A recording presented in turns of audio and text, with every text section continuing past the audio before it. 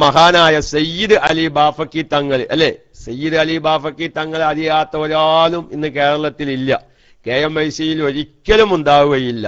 സയ്യിദ് അലി ബാഫക്കി തങ്ങളെ കണ്ടു, ഞാൻ സലാം പറഞ്ഞു. മഹാനായ സയ്യിദ് അലി ബാഫക്കി തങ്ങളുടെ ഖാദിമ് നമ്മുടെ സൈൻ തൃക്കരിപ്പൂരിന്റെ അനുജൻ ആരാണ്? ഹസൻ സഖാഫിയാണ്. ഹസൻ സഖാഫി എന്ന് പറയുന്ന വ്യക്തി നമ്മുടെ സൈൻ തൃക്കരിപ്പൂരിന്റെ അനുജനാണ് മഹാനായ സയ്യിദ് അലി ബാഫക്കി തങ്ങളുടെ ഖാദിമ്.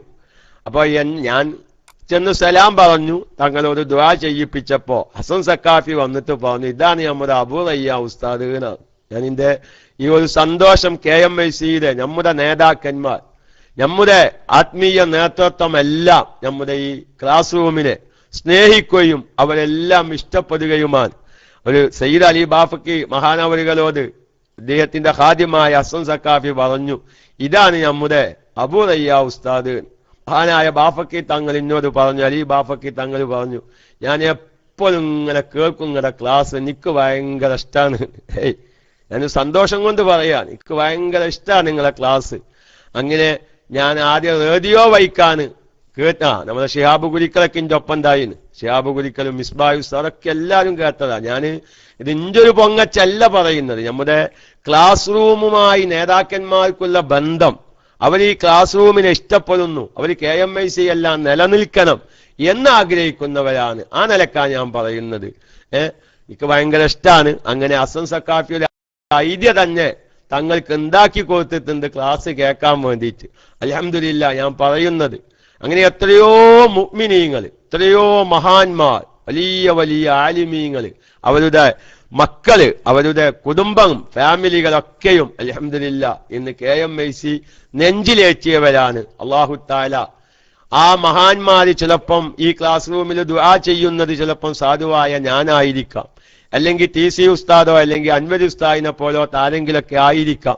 പക്ഷെ നമ്മോടൊപ്പം ആമീൻ പറയാൻ ലോകത്തിന്റെ വിവിധങ്ങളായ ഭാഗങ്ങളിലിരുന്ന് വലിയ വലിയ മഹാരഥന്മാരുണ്ട്. അപ്പൊ ഞാൻ പറയുന്നത്, അല്ലാഹു തആല ഈ ക്ലാസ് റൂമിനോട് സഹകരിക്കുന്ന സഹായിക്കുന്ന എല്ലാവർക്കും അള്ളാഹു അർഹിക്കുന്ന പ്രതിഫലം നൽകി ഈ ക്ലാസ് റൂമിനെ ഇനിയും കൂടുതൽ ജനഹൃദയങ്ങളിലേക്ക് എത്തിച്ച് ആ ജനഹൃദയങ്ങളിൽ അത് നെഞ്ചിലേറ്റി അവർക്ക് ഉപകരിക്കുന്നത് സാന്ദർഭികമായി നമുക്ക് പറഞ്ഞു മനസ്സിലാക്കി കൊടുക്കാൻ അള്ളാഹു തൗഫീഖിനെ പ്രദാനം ചെയ്യുമാറാവട്ടെ എന്ന് ദുആ ചെയ്തുകൊണ്ട് ഞാൻ എൻ്റെ പ്രിയപ്പെട്ട സാധാരണക്കാരോട് പ്രത്യേകിച്ച് പറയാം, ഞാൻ ഈ പറയുന്ന വിഷയം നിങ്ങൾ രതിക്ക് കേൾക്കുന്നവരൊക്കെയും മനസ്സിലാക്കി നമ്മളുമായി ബന്ധപ്പെട്ടവരിലേക്ക് ഈ ആശയം നിങ്ങൾ കൈമാറണം. ഒന്നാമതായി വിശുദ്ധമായ മുഹറം മാസമാണ് നാളെ, അല്ലെ? നാളെ മുഹറം മാസം 1. ഞാനിപ്പോൾ അതിൻ്റെ ചരിത്ര ഭാഗങ്ങളിലേക്ക് കടക്കുന്നില്ല. അതിലേക്ക് കടന്നാൽ ചിലപ്പം സാധാരണക്കാർ അറിയേണ്ട പലതും പറയാൻ സമയം കിട്ടാതെ പോകും. ഇൻഷാ അല്ലാഹ് നമുക്ക് നാലെപ്പോഴെങ്കിലും പറയാം. എങ്ങനെയാണ് ഹിജറ വർഷം തുടങ്ങിയത്, ആരുടെ കാലത്താണ് തുടങ്ങിയത്, അതൊക്കെയും ഒരു ഇസ്ലാമിക ചരിത്രം എന്ന നിലക്ക് നമ്മൾ അറിയേണ്ടതാണ്. അതൊക്കെ അറിയാത്ത എത്രയോ ആളുകളുണ്ട്. നമ്മളെ ക്ലാസ് റൂമിലുള്ളവർ തന്നെ സാധാരണക്കാരോട് നിങ്ങളൊരു ഈ ഹിജറ വർഷത്തിൻ്റെതായ ഒരു ചരിത്രം ചോദിച്ചു നോക്കി, അറിയാത്തവരുണ്ടാകും. പക്ഷെ അതല്ലല്ലോ, ഇസ്ലാമികമായി ചരിത്രപരമായി അറിയേണ്ട കാര്യങ്ങളൊക്കെ നമ്മൾ അറിയണം.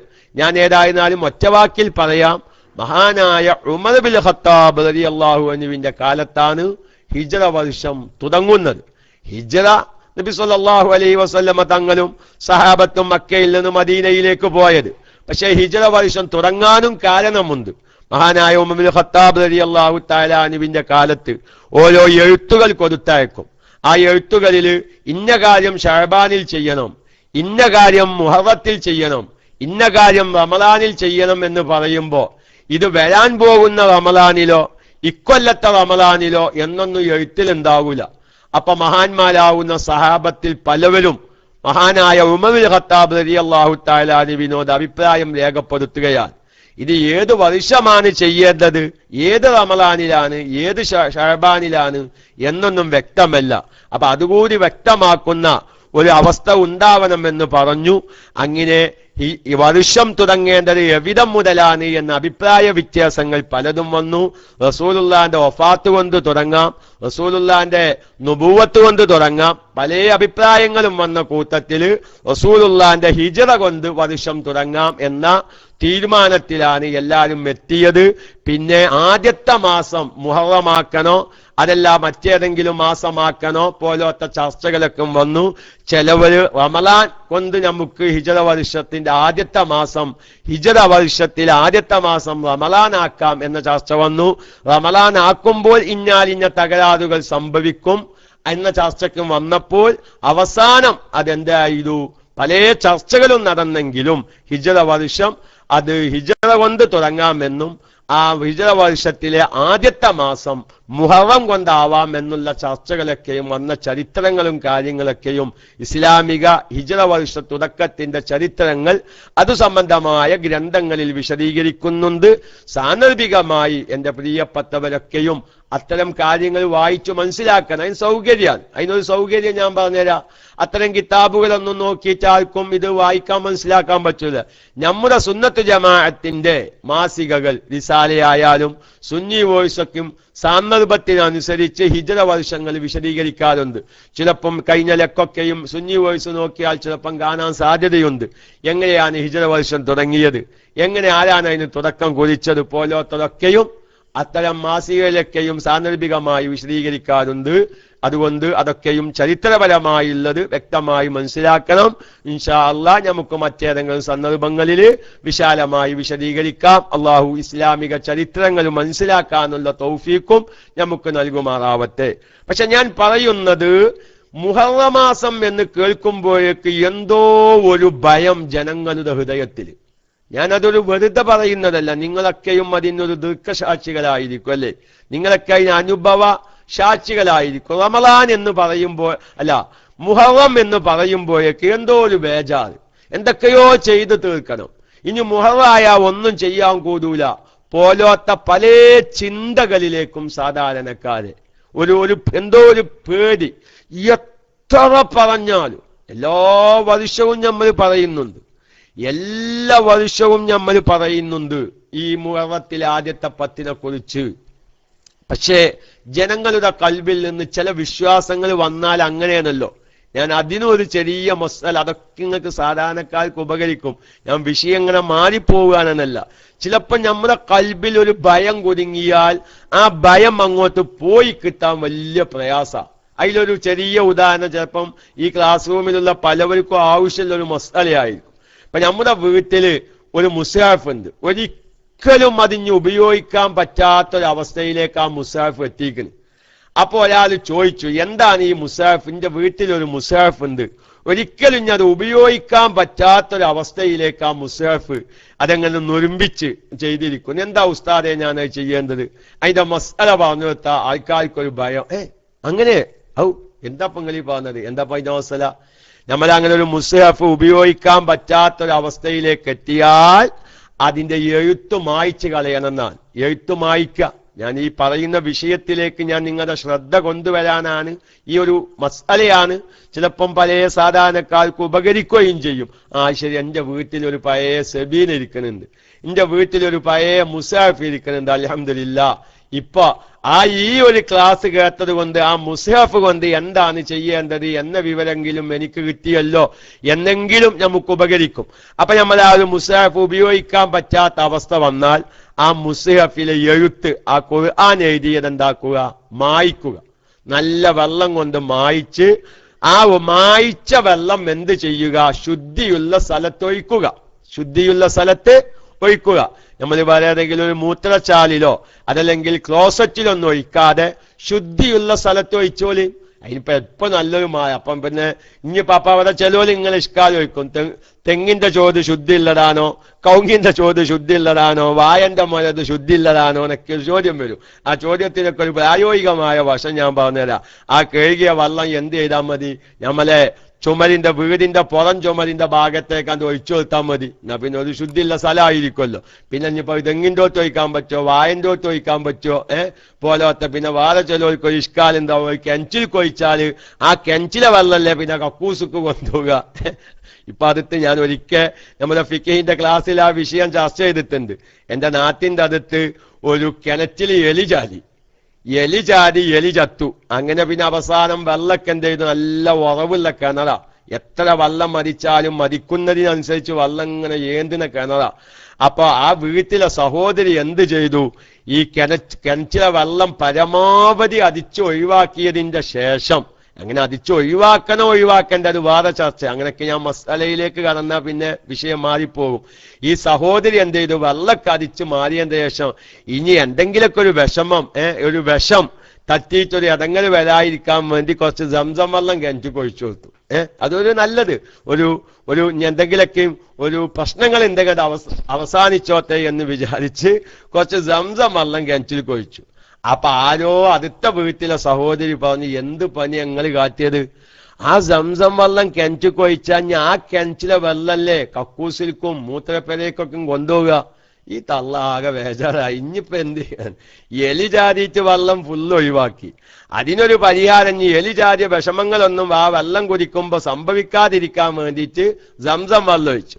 സംസം വെള്ളം ഒഴിച്ചപ്പോ ആരോ പറഞ്ഞു, ഇനിയിപ്പോ ആ വെള്ളം അല്ല ഞങ്ങൾ കിണറ്റിക്ക് കൊണ്ടുപോവുക, അല്ല കക്കൂസിൽക്കും മൂത്രമൊഴിക്കാനൊക്കെ വൃത്തിയാക്കാൻ കൊണ്ടുപോവുക. ആ തള്ള വിളിച്ചിട്ട് ചോദിച്ചു, ഒന്നാറ് ഉസ്താദെ എന്താ ചെയ്യാന്ന് ചോദിച്ചു. ഞാൻ നിങ്ങളൊരു ബേജാറും കരുതണ്ട, ആ വെള്ളം കൊണ്ട് നിങ്ങൾക്ക് കക്കൂസിലേക്ക് പോവാം. സംസം വെള്ളം കൊണ്ട് നജസ് കഴുകി വൃത്തിയാക്കാൻ പറ്റുമോ എന്നതിൽ ഖിലാഫുൽ ഔലയാണ്. അങ്ങനെയാണ് അതിന്റെ മസല. മയ്യത്ത് കുളിപ്പിക്കാം, സംസം വെള്ളം ഉപയോഗിക്കാതിരിക്കലാണ് നല്ലത്. കാരണം മനുഷ്യൻ മരിച്ചാൽ നജസാണെന്നാണ് ഹനഫി മദ്ഹബ്. അപ്പൊ അതുകൊണ്ട് നജസായ വസ്തു ഇതിനെ കുളിപ്പിക്കാൻ ഉപയോഗിക്കാതിരിക്കലാണ് നല്ലത് എന്നൊക്കെയും നമ്മുടെ മയ്യത്ത് സംസ്കരണത്തിന്റെ ക്ലാസ്സിൽ നമ്മൾ വിശദീകരിച്ചിട്ടുണ്ട്. അപ്പൊ അത് ഏതോ ഇരിക്കട്ടെ. അപ്പൊ നമ്മൾ ഈ വെള്ളം കിണറ്റിലേക്ക് ഒഴിച്ചാൽ എന്താ, ഒരു കുഴപ്പമില്ല. ഇനി അതല്ലെങ്കിൽ ചുമരിലേക്കൊക്കെ ഒഴിച്ചാൽ മതി. ഇനി അങ്ങനെ സാധിച്ചില്ല എന്ന് വെക്കുക, ചിലപ്പോ ഇന്ന് നമ്മുടെ കൈവശം കാണുന്ന മുസാഫ് ഒന്ന് മായ്ച്ചാൽ എഴുത്തു മായ്ച്ചാൽ പോകൂല. ഞാനിത് മുഹറവുമായി ബന്ധപ്പെട്ട ഒരു വിഷയം മനസ്സിലാക്കാനാണ് ഈ മസ്അല ഞാൻ പറയുന്നത് എന്ന് പ്രത്യേകമായി നിങ്ങൾ ശ്രദ്ധിക്കണം. അപ്പോ ഇന്ന് പഴയ കാലത്തൊക്കെയും ഈ കലമുകൊണ്ട് എഴുതുന്ന ഒരു എഴുത്തുണ്ടായിരുന്നു. നമ്മളെ പിഞ്ഞാനം എഴുതാൻ ഉപയോഗിക്കുന്ന ഒരു പ്രത്യേക മഷീൻ. സാധാരണ പഴയ ചില ആളുകൾ പിഞ്ഞാനം എഴുതാൻ ഈ അരിമണി നല്ലോണം കരിക്കും. അരി നല്ലോണം വറുത്തിട്ട് അതണ്ട് കരിക്കും. എന്നിട്ട് അതിൽ കുറച്ച് വെള്ളം ഒഴിച്ചിട്ടാണ് പിഞ്ഞാനം എഴുതിയിരുന്നത്. എങ്കിൽ യഥാർത്ഥത്തിൽ പിഞ്ഞാനം എഴുതാൻ പ്രത്യേകമായ മഷി, അറബി മഷി എന്ന് പറഞ്ഞിട്ട് നമ്മൾ ഈ ചിരട്ട കരിച്ച മാതിരിക്കുള്ള ഒരു പ്രത്യേക മഷി ഈ നല്ല നല്ല ബുക്ക് സ്റ്റാളുകളിൽ നിന്നൊക്കെയും കിട്ടും. അപ്പൊ ഏതായിരുന്നാലും അങ്ങനെ കലമുപയോഗിച്ച്, അറബി മഷി കലമുപയോഗിച്ച് എഴുതിയിരുന്നൊരു എഴുത്തുണ്ടായിരുന്നു. ഈ എഴുത്തൊക്കെയും മായും. ഇനി കൂട്ടത്തിൽ വേണമെങ്കിൽ അങ്ങനെ എഴുത്ത് കാണേണ്ടവരുണ്ടെങ്കിൽ കൈപ്പുറത്ത് വന്നാൽ കാണാം. കൈപ്പുറത്ത് വന്നാൽ പലതും കാണാനുണ്ട്. അവരങ്ങനെ ഇരുന്നതുകൊണ്ട് എല്ലാം കാണൂല, വ്യത്യസ്തമാണ്, എന്നാൽ തന്നെ കാണുള്ളൂ. മഹാനായ പുതിയാപ്പല അബ്ദുറഹ്മാൻ മുസ്ലിയാർ എഴുതിയൊരു കിതാബുണ്ട്, മുഹിമ്മാത്തുൽ വാഹിലീൻ എന്ന് പറയുന്ന ഒരു കിതാബ്. ആ കിതാബ് ഇതേ രൂപത്തിൽ മഷി കൊണ്ട് എഴുതിയ കിതാബാണ്. ആ കിതാബ് നമുക്ക് കുറച്ച് വെള്ളം തൊഴിച്ചു നോക്കി, ആ എഴുത്തെന്ത് ചെയ്യും, ആ എഴുത്തെന്ത് ചെയ്യും, മാഞ്ഞങ്ങോട്ട് പോകും. അപ്പൊ അങ്ങനെ എഴുത്ത് മാഞ്ഞു പോകുന്ന എഴുത്തുകളുണ്ട്. പക്ഷെ ഇന്ന് കാണുന്ന മുസ്ഹഫുകൾ എന്തല്ല, അത് മായ്ച്ചാൽ മായുകയില്ല, അല്ലേ? ഇന്ന് കാണുന്ന മുസ്ഹഫിലെ എഴുത്ത് അത് പ്രത്യേകമായ ഒരു പ്രിന്റാണ്. അതുകൊണ്ട് ഒരിക്കലും ഒരു മായ്ച്ചാൽ എന്താവുകയില്ല, മായുകയില്ല. പക്ഷെ മായ്ച്ചാൽ മായുകയുമില്ല. ഇനി അതാണെങ്കിലോ ഉപയോഗിക്കാനോ സൂക്ഷിക്കാനോ പറ്റാത്തൊരവസ്ഥയിലേക്ക് എത്തിയിരിക്കുന്നു എങ്കിൽ അവിടെ വിധി എന്താ, അത് കത്തിക്കുക. മുസാഫ് കത്തിക്കുക. ഒരു കുഴപ്പമില്ലാത്ത മുസാഫ് കത്തിച്ച ടീമുണ്ട്. നോക്കിങ്ങള്, ഇങ്ങനെ ഒരു നിലക്കും ഉപയോഗിക്കാൻ സാധിക്കാത്ത മുസാഫ് കത്തിക്കാൻ പറഞ്ഞാൽ തന്നെ പടച്ചവനെ എന്താണ് ഉസ്താദ് പറയുന്നത്, മുസാഫ് കത്തിക്കാനോ എന്ന് പറയുന്നവരുണ്ട്, അല്ലെ? എന്ന് പറയുന്ന എത്ര സാധാരണക്കാരുണ്ട്. ഞാൻ ഈ ഒരു മസ്അല പല സാധാരണക്കാരോടും പറയുമ്പോൾ, ഉസ്താദ് എങ്ങനെ മുസാഫ് കത്തിക്കുക, ഒരു മതില്ലാതെ ഒരു കുഴപ്പമില്ലാത്ത മുസാഫ് കത്തിച്ചവരുണ്ട്. അല്ലാഹു തആല അവരുടെ ഷർറുകളെ തൊട്ട് അള്ളാഹു നമ്മെ കാത്തു രക്ഷിക്കട്ടെ. മുസാഫക്കും കത്തിക്കുമ്പോ അള്ളാഹുവിന്റെ ദേഷ്യം അവരെ ഇറങ്ങും. ആ ദേഷ്യത്തിൽ നമ്മൾ പോലും പെട്ടുപോകും. അള്ളാഹു കാത്തു രക്ഷിക്കട്ടെ. അപ്പൊ ആ മുസാഫ് അവരെ കത്തിക്കാ വേണ്ടത്. എങ്ങനെ കത്തിക്കണം? എവിടെങ്കിലും നിലത്തിട്ട് കത്തിക്കല്ല. നല്ല മമ്പാത്രം ഉണ്ടാവും അല്ലെ, ഈ മണ്ണ് കൊണ്ടുണ്ടാക്കിയ പാത്രമോ അതല്ലെങ്കിൽ വെച്ച ഇരുമ്പിന്റെ പാത്രത്തിലൊക്കെ ഇട്ട് ആ മുസാഫ് കത്തിക്ക. അതിന്റെ എഴുത്ത് ഒരു നിലക്കും മായ്ക്കാൻ സാധ്യമല്ല. ഇനി അത് ഉപയോഗിക്കാനോ സൂക്ഷിക്കാനോ പ്രയാസമാണ്. അങ്ങനെ വരുന്ന സാഹചര്യത്തിൽ ആ മുസാഫ് എന്താക്കുക? നല്ല ഒരു വൃത്തിയുള്ള സ്ഥലത്ത് ഒരു പാത്രത്തിലൊക്കെ ഇട്ട് കത്തിക്ക. നല്ല വണ്ണം കത്തിക്ക. അപ്പൊ അത് നല്ല വെണ്ണൂറാവും. ആ വെണ്ണൂറ് ഒരു നജസുമായി ബന്ധമില്ലാത്ത ശുദ്ധിയുള്ള സ്ഥലത്ത് കൊണ്ടുപോയി ഒഴിവാക്കുക. ഇപ്പൊ ഞാൻ പറഞ്ഞതെന്താ? ഇതൊരു മസ്അലയാണ്. പക്ഷെ ഒരു മസ്അല സാധാരണക്കാരോട് പറയുമ്പോ ഉസ്താദേ എങ്ങനെ മുസാഫ് കത്തിക്കുക അല്ലെ? എത്രയോ ആളുകൾ എന്നോട് ചോദിച്ചിട്ടുണ്ട് മുസാഫ് എങ്ങനെ കത്തിക്കുക. പക്ഷെ അവരുടെ ആ ഒരു വിശ്വാസാണ്, ആ മുസ്ഹഫിനോടുള്ള ഒരു ആദരവ് അല്ലെ, ആ മുസ്ഹഫിനോടുള്ള ഒരു ബഹുമാനം, അതാണ്. അത് കത്തിക്കേണ്ട രൂപത്തിൽ കത്തിക്കണം. കത്തിക്കേണ്ട സാഹചര്യം എത്തിയാൽ ആ മുസ്ഹഫ് കത്തിക്കാമെന്ന് പറഞ്ഞാലും പല സാധാരണക്കാർക്കും അത് ഉൾക്കൊള്ളാൻ സാധിക്കുന്നില്ല എന്നതുപോലെയാണ് മുഹറം 10 ഞാൻ പറയുന്നത്. ഞാനിപ്പോ ഈ ഒരു മസ്അല പറഞ്ഞത് എന്താ? എത്ര പറഞ്ഞാലും ജനങ്ങളുടെ കൽബിൽ നിന്ന് മുഹറത്തിലെ ആദ്യത്തെ 10 പേടി അങ്ങോട്ട് തീരുന്നില്ല. ഞാൻ രാവിലെ അല്പം വിശദീകരിച്ചിട്ടുണ്ട്. ഞാൻ എൻ്റെ പ്രിയപ്പെട്ട സാധാരണക്കാരോട് ആദ്യമായൊരു കാര്യം പറയട്ടെ. വലിയൊരു അന്ധവിശ്വാസം. എന്താ അന്ധവിശ്വാസം? മാസം മറഞ്ഞു കാണാൻ പറ്റുമോ അല്ലേ? ഒരുപാട് ആളുകൾ ചോദിക്കുന്ന ഒരു ചോദ്യമാണ്, മാസം മറഞ്ഞു കാണാൻ പറ്റുമോ? മാസം വെള്ളത്തിൽ കാണാൻ പറ്റുമോ? മറക്കിരിക്കാൻ പ്രാഥമികമായ കാര്യങ്ങൾ ചെയ്യുമ്പോൾ മാസപ്പിറവി കണ്ടാൽ എന്താ സംഭവിക്കുക? പക്ഷെ ഇന്ന് പലവരും ആ ചോദ്യം ചോദിക്കുന്നില്ല. 2 ചോദ്യം. ഏത്? ഒന്ന്, പ്രാഥമികമായ കാര്യങ്ങൾ ചെയ്യുമ്പോൾ മാസം കാണാൻ പറ്റുമോ, അല്ലെങ്കിൽ വെള്ളത്തിൽ മാസം കണ്ടാൽ എന്താ? അന്ന് പലവരും ചോദിക്കൽ കമ്മിയാണ്. എന്തായാലും കാരണം നമ്മുടെ ജീവിത രീതി ഒന്ന് മാറിയിട്ടുണ്ട്. പഴയ കാലത്ത് നമുക്കറിയാം വീടിന്റെ അകത്ത് കക്കൂസില്ല അല്ലെ, ടോയ്ലറ്റുകളില്ല, എല്ലാം പുറത്താണ്. കാരണം ഇന്നിപ്പോ നമ്മുടെ മനുഷ്യന്റെ അവസ്ഥകളൊക്കെ മാറിപ്പോയി. മറക്കിരിക്കാനോ കാഷ്ടിക്കാനോ മൂത്രിക്കാനൊക്കെയും തോന്നിയാൽ പുറത്തുള്ളവൻ അകത്ത് കയറുകയാണ്.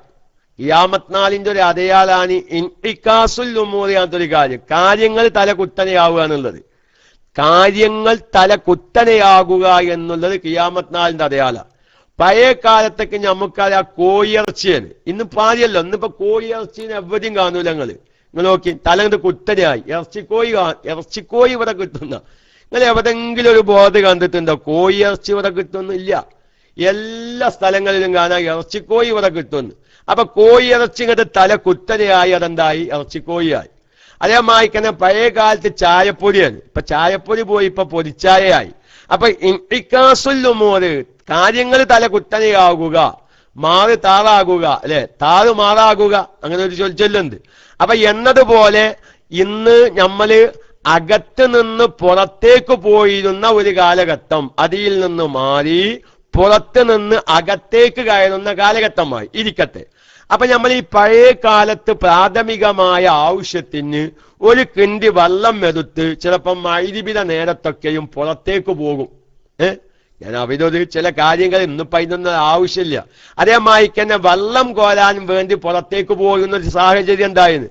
മഗ്‌രിബിന്റെ ശേഷക്കും ചില സ്ത്രീകള് രാത്രി സമയത്ത് സുബഹിക്ക് ചായ ഉണ്ടാക്കാനുള്ള വെള്ളം ഉപയോഗിക്കാൻ വേണ്ടി മഗ്‌രിബ് നിസ്കാരം കഴിഞ്ഞിട്ടാണ് പുറത്തേക്ക് വെള്ളം കോരാൻ പോവുക. ഇന്നിപ്പോ അതില്ല.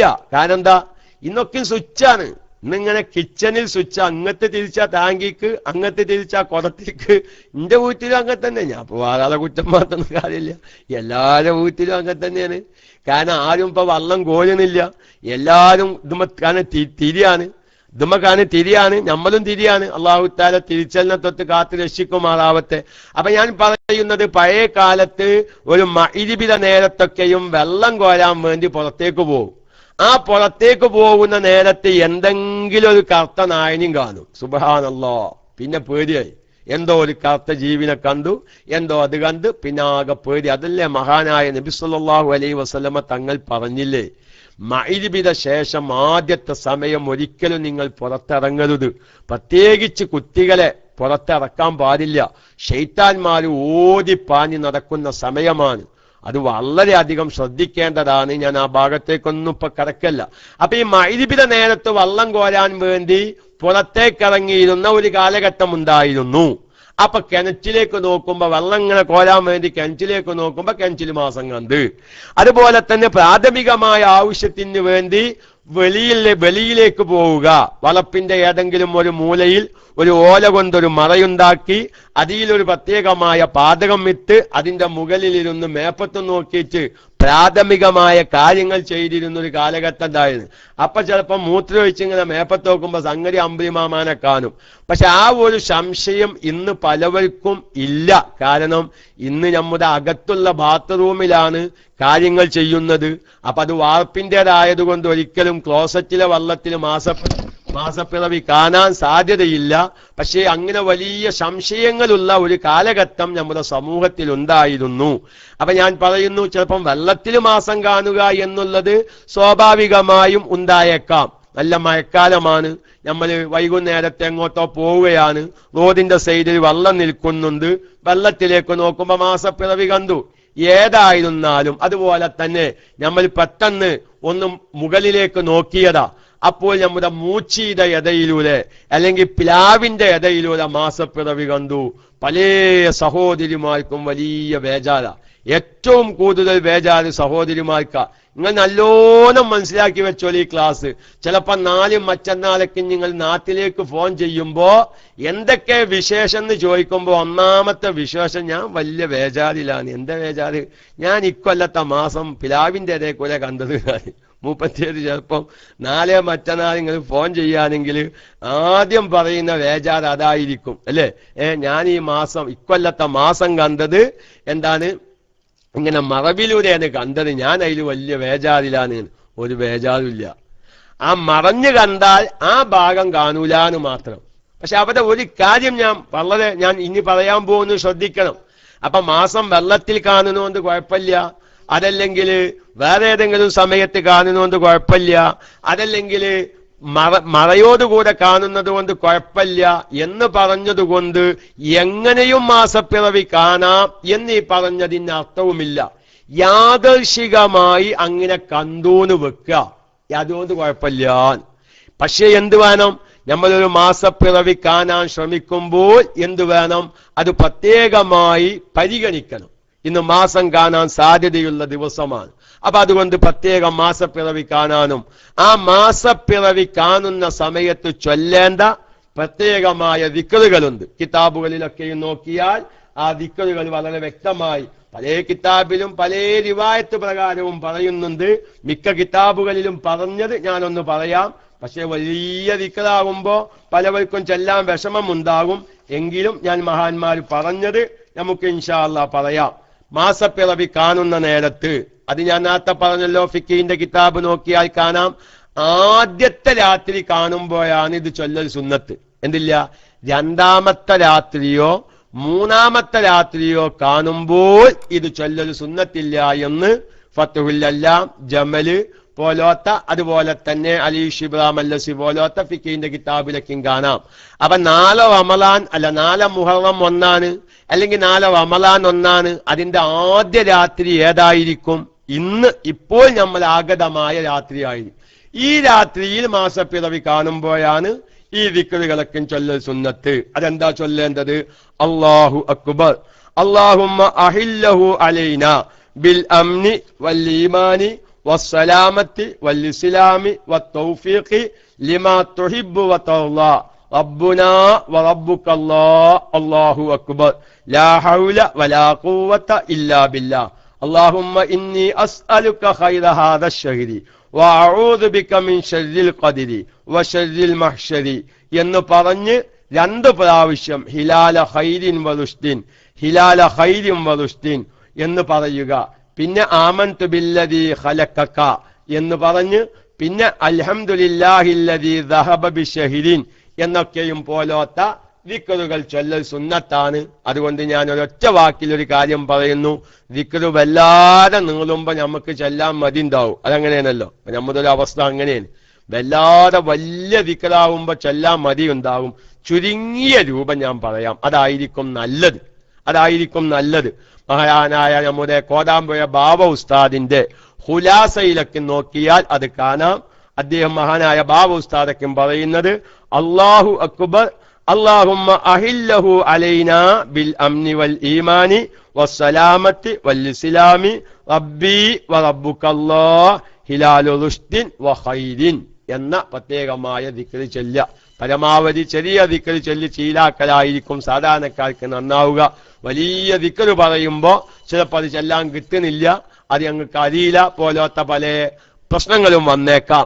അപ്പൊ ഞാൻ പറയുന്നത്, വിശുദ്ധമായ ഓരോ മാസത്തിലെയും ആദ്യത്തെ മാസപ്പിറവി കാണാൻ പ്രത്യേകമായ പരിഗണന ഉണ്ടാവണം. അല്ലാതെ എന്നാ പിന്നിപ്പോ മറക്കിരിക്കുമ്പോ മാസം കാണാം, വെള്ളത്തിൽ മാസം കാണാം, മരത്തിന്റെ ഇടയിൽ കൂടെ മാസം കാണാം എന്നല്ല ഈ പറഞ്ഞതിന്റെ അർത്ഥം. അങ്ങനെ സ്വാഭാവികമായി ഒരാൾ കണ്ടാൽ അതിന്റെ പിന്നിൽ നമ്മൾ ഭയപ്പെടുന്നത് പോലത്തെ പ്രശ്നങ്ങളൊന്നും ഇല്ല.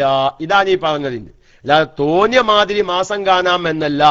ഫിഖിന്റെ കിതാബൊക്കെ നോക്കിയാൽ കാണാം, മാസപ്പിറവി പ്രത്യേകം പരിഗണിക്കണം.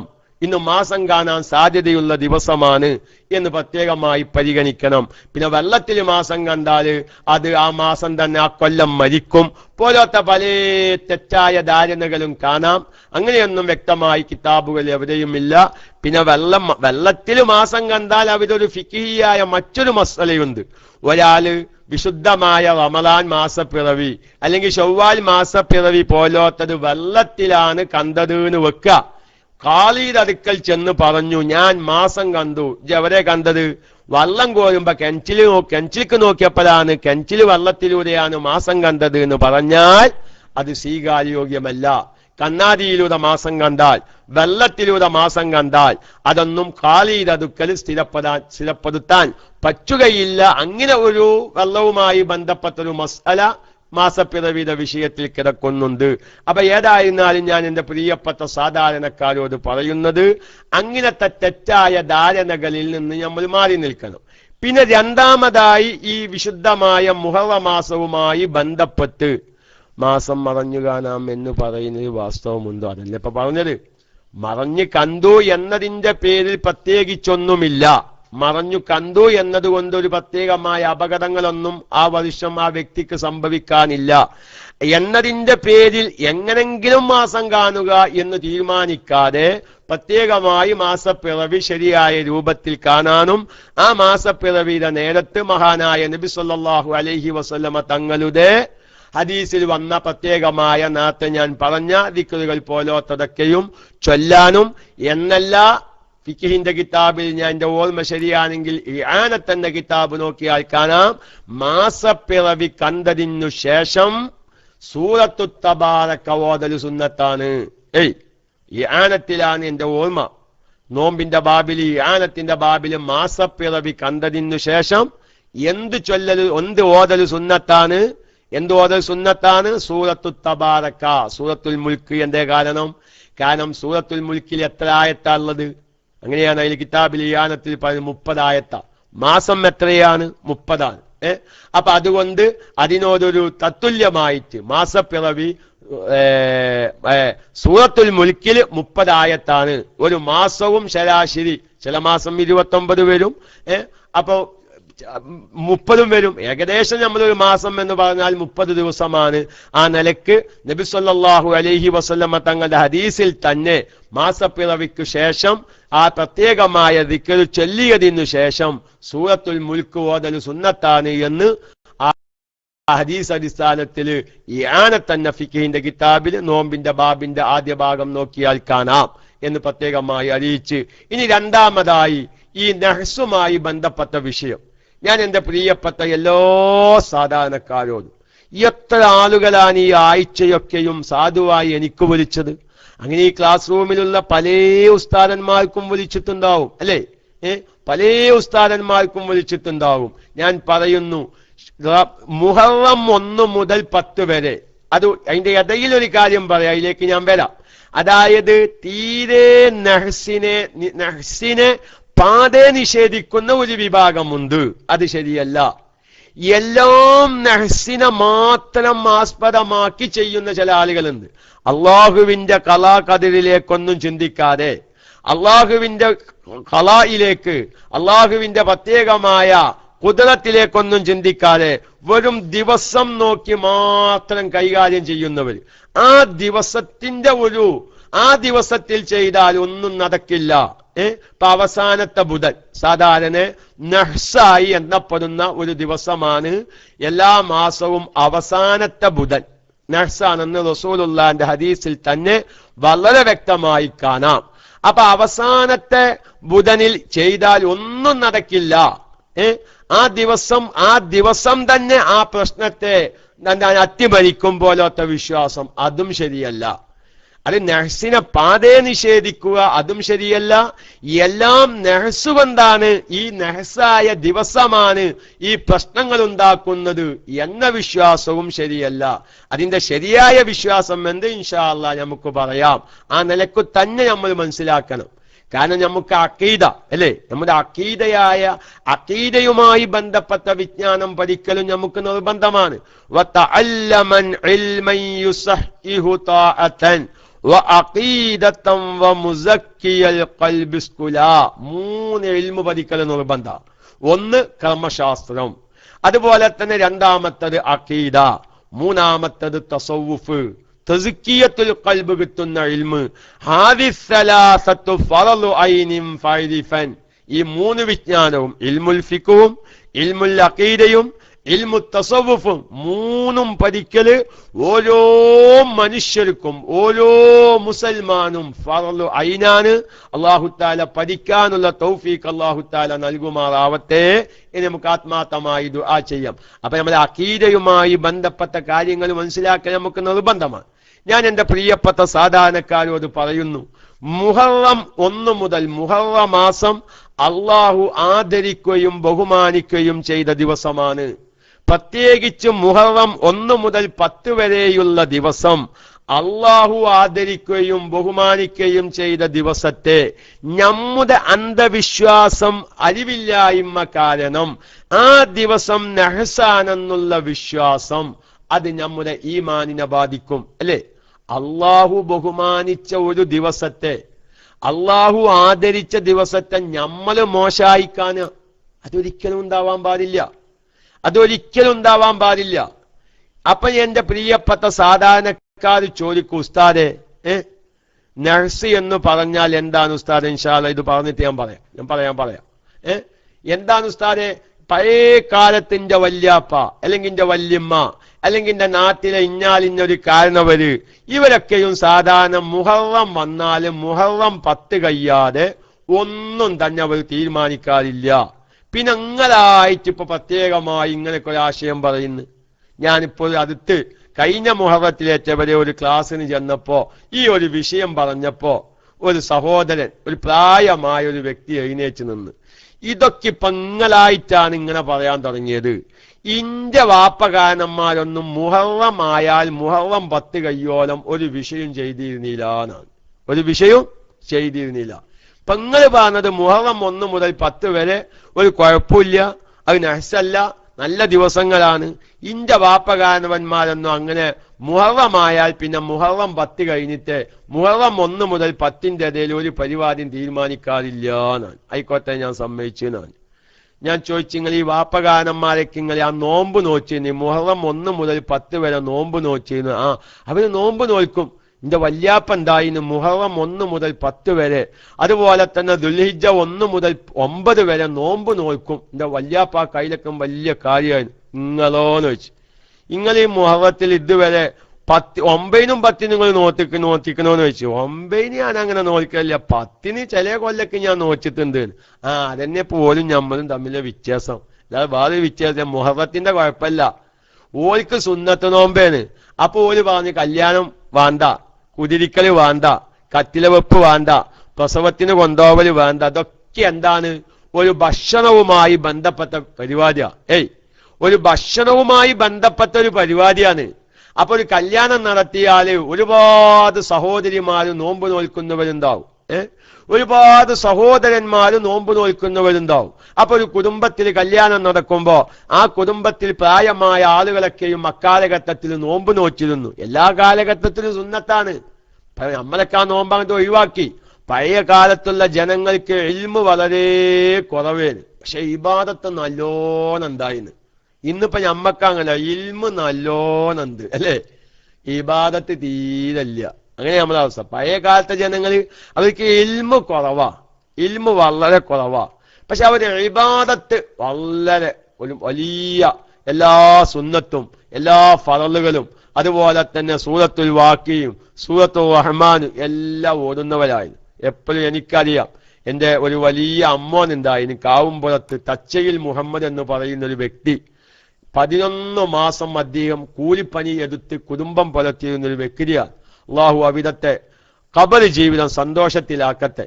അദ്ദേഹത്തിന് എപ്പോഴും ഞാൻ ഓതാൻ പോയിരിക്കുന്ന അദ്ദേഹം എൻ്റെ അമ്മോൻ മരിക്കുന്നതിന് മുമ്പ് ഞാൻ ഓതാൻ പോകുന്ന കാലത്ത് ഇടക്കൊക്കെ അമ്മോന്റെ വീട്ടിൽ ചെല്ലും. ഇടയ്ക്ക് അക്കാലത്തൊക്കെ 2 ഉറുപ്പ്യ 5 ഉറുപ്പ്യം തരും. 10, 25, 30, 35 കൊല്ലം മുന്നേ അക്കാലത്ത് 2 ഉറുപ്പ്യാന്നൊക്കെ പറഞ്ഞാൽ ഇക്കാലത്തുള്ള 200, 2000 ഉറുപ്പ്യയുടെ സ്ഥാനം. എന്നിട്ട് എന്നോട് പറയും, എന്റെ മക്കളൊന്നും മൊയ്ലിയമാരല്ല, ഞാൻ മരിക്കുമ്പോ എന്റെ മയ്യത്ത് കുലിപ്പിക്കാനും എന്നെ ഖബറിൽ വെച്ച് തൽക്കീം ചൊല്ലിത്തരാനൊക്കെ ഇത് തയ്യാറാവണം എന്ന് പറയാറുണ്ട്. എന്റെ അയൽവാസിനും പറയാറുണ്ട്. അൽഹംദുലില്ലാ, അത് 100% ആ ഒരു ആത്മാർത്ഥതയുള്ള കൽബിന്റെ അടിത്തത്തിൽ നിന്ന് വന്നതുകൊണ്ട് തന്നെ എന്റെ അമ്മോന്റെ കൽബിന്റെ അടിത്തത്തിൽ നിന്ന് വന്നത് ആശയായിരുന്നു. ആ അമ്മോൻ മരിക്കുന്ന നേരത്ത് ഞാനുണ്ടാവണം, കുലിപ്പിക്കേണ്ടത് ഞാനാവണം, തൽക്കീം ചൊല്ലിക്കൊടുക്കേണ്ടത് ഞാനാവണമെന്ന്. പക്ഷെ അതിന് സന്ദർഭമുണ്ടായി. ഒരു തിങ്കളാഴ്ച രാവിലെ വളാഞ്ചേരി CH ഹോസ്പിറ്റലിൽ വെച്ചിട്ടാണ് മരിക്കുന്നത്. യാദർശികമായ ആ സമയത്ത് ഞാനുണ്ടായി. മയ്യത്ത് അമ്മോന്റെ വീട്ടിലേക്ക് കൊണ്ടുപോയി. മയ്യത്ത് കിടത്തുന്നോർത്ത് ചെല്ലിയ അഭിപ്രായ വ്യത്യാസങ്ങളൊക്കെയും ആ നാട്ടിലെ ചില വ്യക്തികളുമായിട്ടുണ്ടായി. മയ്യത്ത് കുലിപ്പിക്കാൻ നേരത്തും ചില അഭിപ്രായ വ്യത്യാസങ്ങളുണ്ടായി. മയ്യത്ത് കുലിപ്പിക്കുന്ന അഫ്ളലായ സുന്നത്തായ രൂപം പ്രയപ്പിച്ച് അവരെ കുലിപ്പിക്കാൻ ഒരുങ്ങിയപ്പോൾ ഞാൻ അതിന് നേതൃത്വം നൽകി. അമ്മോന്റെ മയ്യത്ത് കുലിപ്പിക്കാനൊക്കെ ഒരു അവസരം ഉണ്ടായി. ഞാൻ പറയുന്നത് എൻ്റെ ആ എൻ്റെ ഒരു അനുഭവത്തിലുള്ള ഒരു കാരണവരുടെ അവസ്ഥ ഞാൻ വിശദീകരിക്കുക. തീരെ വിവരമില്ല എന്ന് പറഞ്ഞാൽ ഈ 10 കിതാബിന്റെ ഒരു തർജുമ ഉണ്ടായിരുന്നു. 10 കിതാബിന്റെ ഒരു തർജുമ പഴയ കാലത്തൊക്കെ ഉണ്ടായി. അത് വായിച്ചു മനസ്സിലാക്കിയ വിവരം, 10 കിതാബിന്റെ തർജുമ വായിച്ചു മനസ്സിലാക്കിയ ഒരു വിവരം. അതല്ലാതെ വലിയ കിതാബൊന്നും ഓതിച്ചിട്ടില്ല. പക്ഷേ എല്ലാ ദിവസവും കൂലിപ്പണിക്ക് പോകും. കൂലിപ്പണിക്ക് പോകുമ്പോ സുബഹി ബാങ്ക് കൊടുത്ത് നിസ്കാരം കഴിഞ്ഞാൽ സൂറത്തുൽ റഹ്മാനും സൂറത്തുൽ വാക്കിയും ഓതിയിട്ടേ ഉറങ്ങൂ. സൂറത്തുൽ വാക്കിയും സൂറത്തുൽ റഹ്മാനും സൂറത്തുൽ വാക്കിയും ഓതിയിട്ടേ എങ്ങോട്ട് പോകൂ? ഉറങ്ങല്ല, ജോലിക്ക് പോകാറുള്ളൂ. 11 മാസേ ജോലിക്ക് പോകുള്ളൂ. 11 മാസവും അധ്വാനിക്കുന്നതിൽ നിന്ന് ഒരു ചെറിയ സംഖ്യ മാറ്റിവെക്കും. എന്തിന്? വിശുദ്ധമായ റമളാനിൽ നോമ്പ് നോറ്റ് ജോലിക്ക് കൂലിപ്പണിക്ക് പോവാൻ കൂടൂല, അപ്പോഴും കുടുംബം പുലർത്തണ്ടേ എന്ന് മനസ്സിലാക്കി റമളാനിൽ ഖുർആൻ ഓതാനും ഇബാദത്ത് ചെയ്യാനും സുന്നത്ത് നിസ്കരിക്കാനൊക്കെയും വേണ്ടി റമളാനിൽ ഒരു മാസം കൂലിപ്പണിക്ക് പോകൂല. അതിനെന്ത് ചെയ്യും? 11 മാസത്തെ വരുമാനത്തിൽ നിന്ന് ഒരു ചില്ലറ സംഖ്യ മാറ്റിവെച്ച് റമളാനിലെ ജീവിതം അതുകൊണ്ടും കഴിക്കും. ഞാൻ പറയുന്നത് എന്താ, ഇങ്ങനൊരു കാലഘട്ടം. ആ അമ്മോന്റെ ഒരു ഉപ്പ ഉണ്ടായിരുന്നു. ഈ അമ്മോന്റെ ഒരു വാപ്പ, അദ്ദേഹവും ഒരു കൂലിപ്പണിക്കാരാണ്. ഞാൻ മുഹറം 10 മനസ്സിലാക്കാനാ പറയുന്നത്. എവിടെന്നാണ് ഈ മുഹറം 1 മുതൽ 10 വരെ നെഹ്സായി മാറിയത്? ഇതാ ഞാൻ പറയാം, അരുമൂലയും മനപ്പിച്ച് പറയുമ്പോഴാണ് നമുക്ക് വിഷയം മനസ്സിലാവുക. അപ്പൊ ഈ അമ്മോന്റെ ഒരു വാപ്പ ഉണ്ടായി. ഈ അമ്മോന്റെ ഒരു വാപ്പ, അദ്ദേഹവും ഒരു കൂലിപ്പണിക്കാരനായിരുന്നു. അദ്ദേഹം ഒരിക്കൽ കൈക്കോട്ടും പിടിച്ച് പാദത്തെ വരമ്പിനിങ്ങനെ പോവുകയാണ്. അപ്പൊ എന്തൊരു പ്രത്യേകമായ പശുണ്ട്, ഊഹാനി പശീനൊക്കെ ഞങ്ങളവിടെ പറയും. നിങ്ങൾ എല്ലാവരും മനസ്സിലാക്കേണ്ടതാണത്. എല്ലാവരും മനസ്സിലാക്കേണ്ട ഒരു കാര്യമാണ്. ഒരു ഊഹാനി പശി എന്നൊരു പശുണ്ട് ഞങ്ങൾ ഈ വൈക്കൊക്കെ. അത് വല്ലാതെ അമിതമായി കരഞ്ഞാൽ ആരെങ്കിലും ഒരാൾ മരിച്ച വിവരം കേൾക്കുന്ന, ആരെങ്കിലും ഒരാൾ മരിച്ച വിവരമല്ല, കുടുംബത്തിൽപ്പെട്ട ഒരാൾ മരിച്ച വിവരം കേൾക്കും. ഇപ്പോഴും ഞങ്ങളെ വൈക്കൊക്കെ ആ വിശ്വാസമുണ്ട്. ഈ എന്താണ് റൂഹാനി പശീനാണ് കഴിഞ്ഞ് ഞങ്ങളെ വൈക്കൊക്കെ പറയാതെ നിങ്ങളെ വൈക്കുണ്ടോ അതൊക്കെ BBC അബ്ദുങ്ങളൊക്കെ നാട്ടിലുണ്ടോ?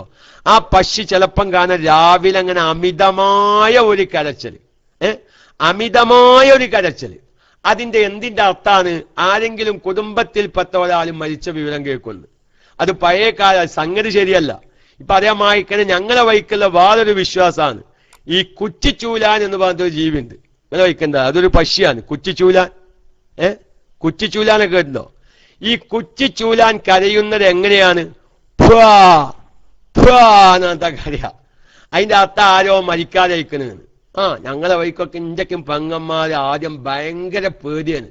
കുറ്റിച്ചൂലാൻ കരഞ്ഞാൽ കുടുംബത്തിൽപ്പെട്ട വേണ്ടപ്പെട്ട ആരെങ്കിലും മരിക്കുന്നു. നിങ്ങൾക്ക് സത്യം കേൾക്കണം. നിങ്ങൾക്ക് കടപ്പുറം ഏരിയയിൽ കുറ്റിച്ചൂലാൻ കരഞ്ഞാൽ കടപ്പുറം ഏരിയയിൽ താമസിക്കുന്നവർക്ക് പൂസ്ലിയന്മാർക്ക് ഭയങ്കര സന്തോഷം.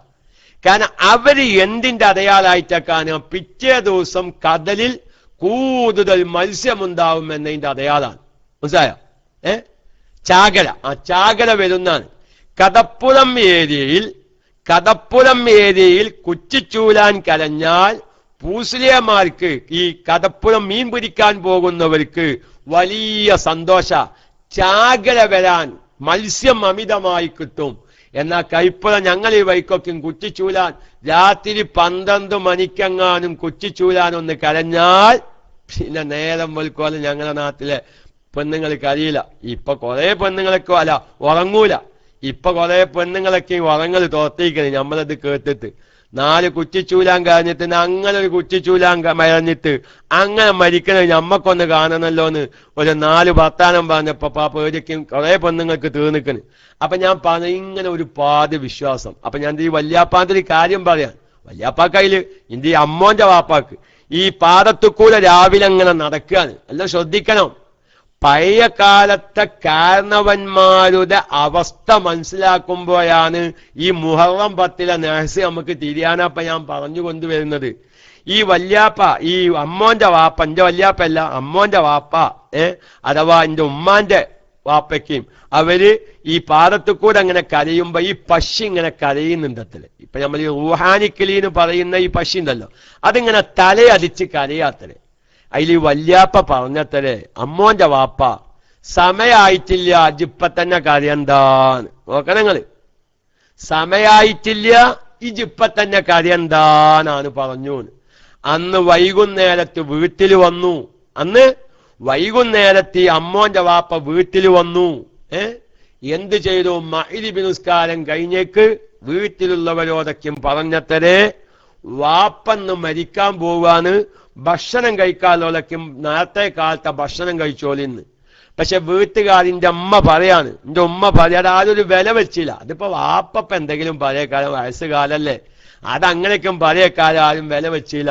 പക്ഷെ രാത്രി 10 മണിയായപ്പോഴേക്ക് ആ വല്ലിപ്പ മരിക്കാൻ, മനസ്സിലായങ്ങള്? ഇതാണ് പഴയ കാലത്തെ കാരണവന്മാര്. അവർക്കൊന്നും പറയത്തക്ക വിവരങ്ങളില്ല. പക്ഷെ അവർക്കൊരു ചെറിയ വിവരം കിട്ടിയാൽ അതുകൊണ്ട് അമല് ചെയ്യാൻ അവർ വലിയ താല്പര്യം കാണിക്കുന്നവരായിരുന്നു. ഇനി നമുക്ക് വിവരമില്ല. എന്താ നമുക്ക് എത്ര വിവര? എന്തൊരു കാര്യം, എനിക്കിപ്പോ അത്യാവശ്യം ഒരുപാട് കാര്യങ്ങളായ ആരപ്പതൊക്കെ ചെയ്യുന്നു. അപ്പൊ നിങ്ങളാരും ഞാൻ കുറ്റപ്പെടുത്തുന്നില്ല, എന്റെ സ്വന്തം നഫ്സിനെ ഞാൻ കുറ്റപ്പെടുത്തുക. എനിക്കറിയുന്ന കാര്യങ്ങൾ ചെയ്യാൻ എനിക്ക് നേരമില്ല എന്നല്ല, താല്പര്യമില്ലാത്തൊരവസ്ഥ. പറയാൻ നമുക്ക് കുറെ വിവരങ്ങളുണ്ട്. എന്നാൽ പഴയ കാലത്തെ ജനങ്ങളാണല്ല, ഇന്നാലിന്ന ദിവസം ഒരു നോമ്പ് സുന്നത്താണെന്ന് അറിഞ്ഞാൽ ആ നോമ്പ് നോൽക്കാൻ പ്രത്യേകമായി താല്പര്യം കാണിച്ചിരുന്നു. എന്റെ ഈ ക്ലാസ് റൂമിലുള്ള ഒരുപാട് ശ്രോതാക്കളുടെ വാപ്പാരെ, വല്ലിപ്പമാരെ, വല്ലിമ്മമാരെ നിങ്ങൾക്ക് പരിചയമുണ്ടാവും. നിങ്ങളുടെ കൽബിലൊക്കെ ഉണ്ടാവും, ശരിയാ ഉസ്താദേ എന്റെ വല്ലിപ്പ ഒറ്റ നോമ്പ് ഒഴിവാക്കിയില്ല, എല്ലാ സുന്നത്ത് നോമ്പും നോച്ചിരുന്ന ആളായിരുന്നു. ഇപ്പോഴും നമ്മുടെ മഹല്ലത്തിൽ എത്രയോ സഹോദരിമാര് 96 നോമ്പ് നോൽക്കുന്നവരുണ്ട്. നമ്മൾ ആരാ നോച്ചു കഴിഞ്ഞാൽ അതുവരെ നോച്ചിട്ടില്ല.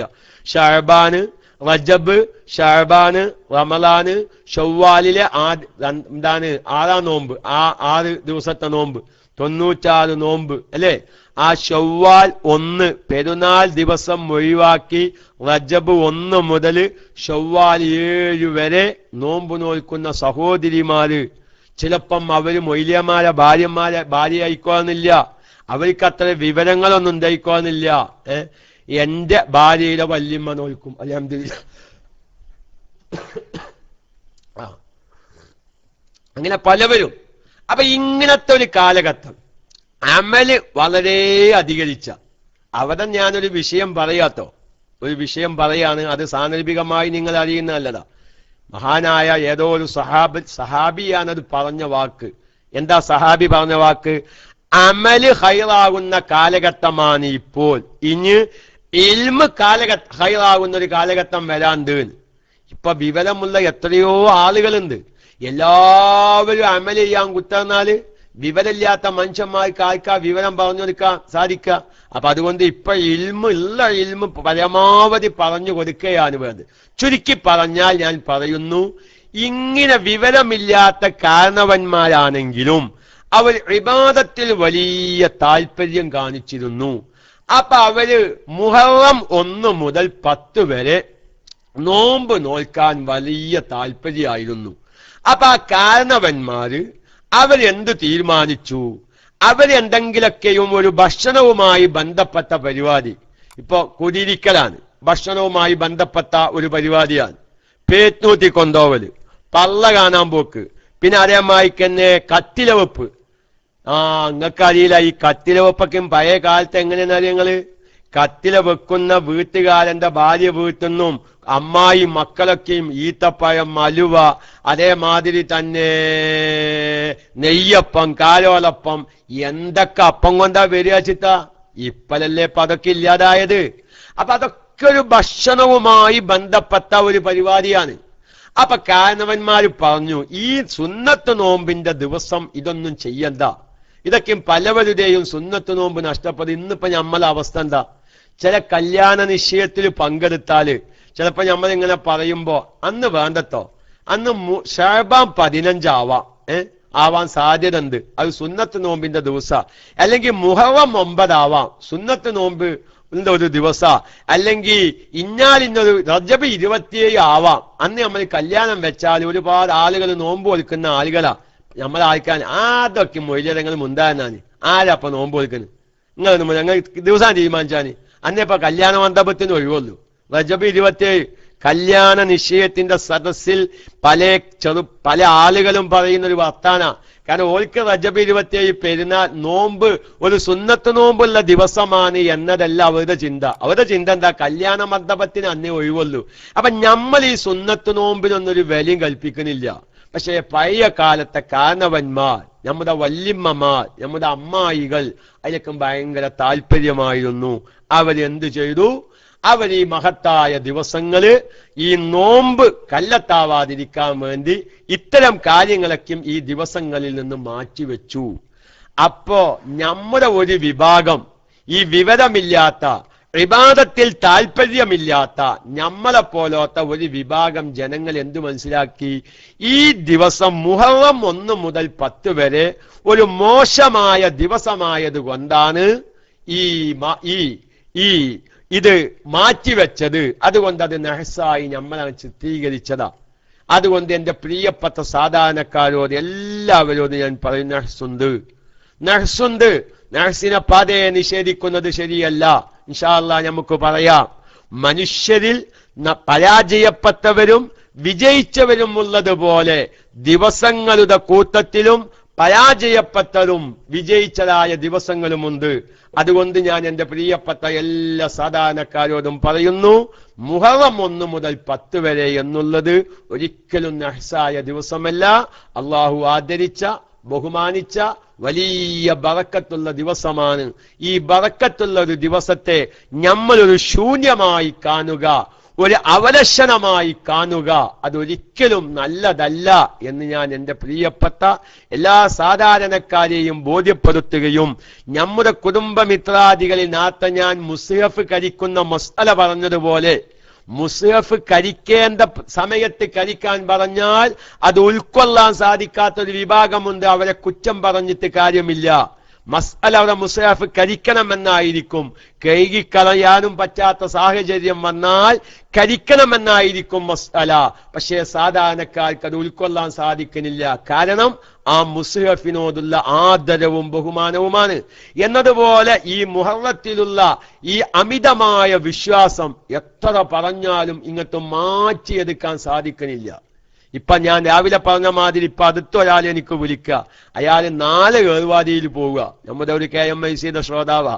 4 ഏർവാദിയിലേക്ക് പോവുക. കാരണം ഞങ്ങൾ ഈ വൈക്കുന്നവർക്ക് ഒരു ബസ് ഉണ്ട്, കോട്ടക്ക വൈക്കുന്ന. എല്ലാ ബുധനാഴ്ചയും ഏർവാദിയിലേക്ക് ബസ് പുറപ്പെടുന്നുണ്ട്. ശനിയാഴ്ച തിരിച്ചു വരും ചെയ്യും. അപ്പൊ അധികം 4 മുഹറം 1 സാധ്യത ഉണ്ട്. അപ്പൊ മിഞ്ഞാൻ എനിക്ക് വിളിക്കുക, ഉസ്താദെ ഞാൻ 4 ബുധനാഴ്ച ഏർവാദിയിലേക്ക് പോവാൻ ഉദ്ദേശിക്കുന്നു, മുഹറം 1 സാധ്യത ഉണ്ട്, അത് പറ്റുമോന്ന് നോക്കി നിങ്ങൾ. ഞാൻ പറയുന്നത് നമ്മുടെ കൽബിലുള്ള വിശ്വാസമാണ്.